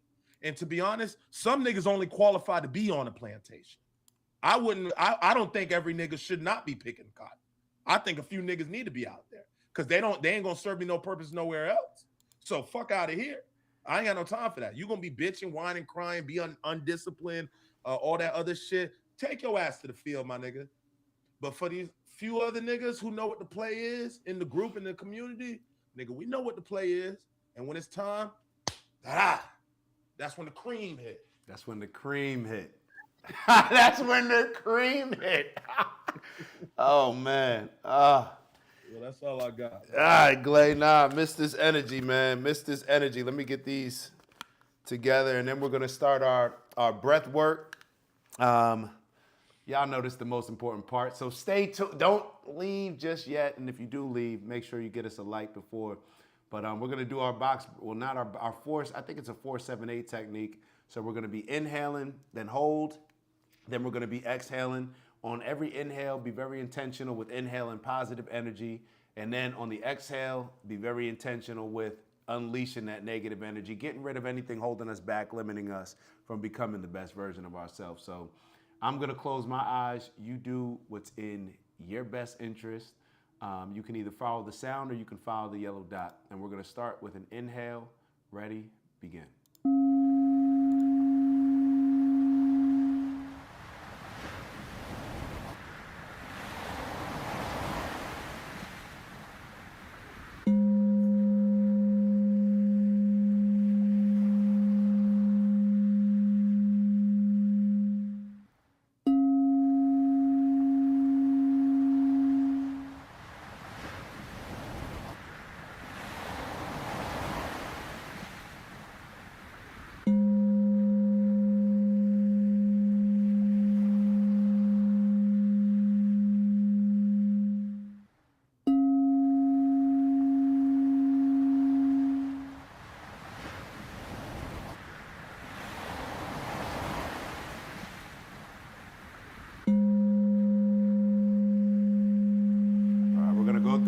One more time. This will be our last inhale. Be very intentional.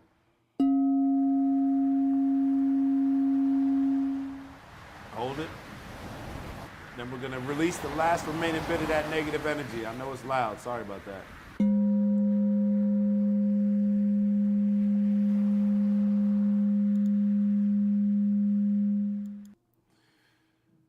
All right. Appreciate y'all sticking with us. We got it figured out. Got to add in Glay on there. And shout out to Mama Lay. So Mama Lay, Monday, we're doing, all right, so this week, this is when I feel bad. All right, so Mama Lay, this week is going to be Monday, Wednesday, Friday. Just because we're trying to get out a few of the other videos here and there. We're just going to see how Monday, Wednesday, Friday, and we want to start incorporating some more shows at night too. So we're going to start Monday, Wednesday, Friday this week. Then we'll reevaluate for the AM show. Then we'll go from there. Y'all know we come here to do, man. Elevate on purpose, striving to become the best versions of ourselves, all right? Upping our standards, all right? Raising our standards to become better leaders, better followers, better role players, all right? Because all of the above it's going to take in order to win this uphill battle. We can win it, but we definitely going to need to play whatever roles necessary in order to do so. So strength and honor, onward and upward, get to that bag.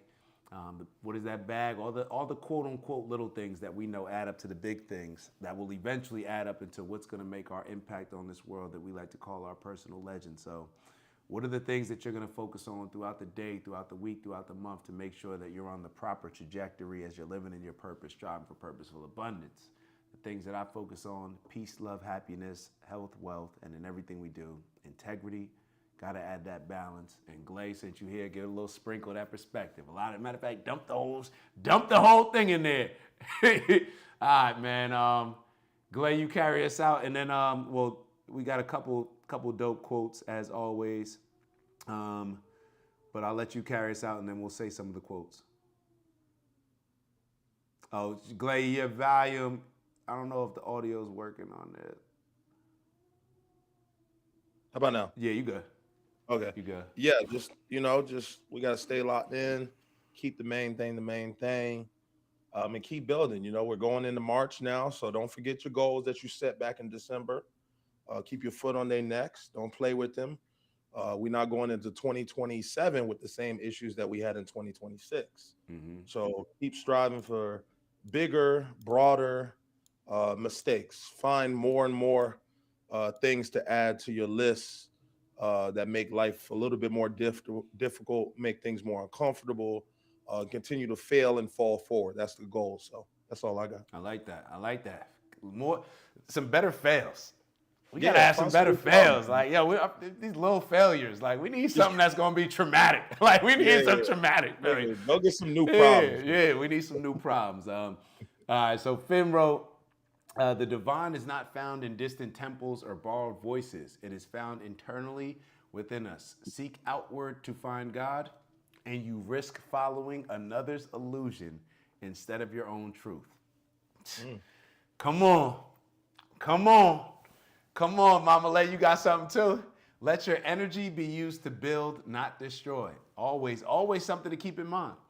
What are you building towards? That should be the goal. What are we building towards? Not necessarily just focusing on what are we just looking to tear down. So appreciate y'all. Y'all know what it is. Love y'all. And we'll see y'all not tomorrow, but we'll see y'all Wednesday.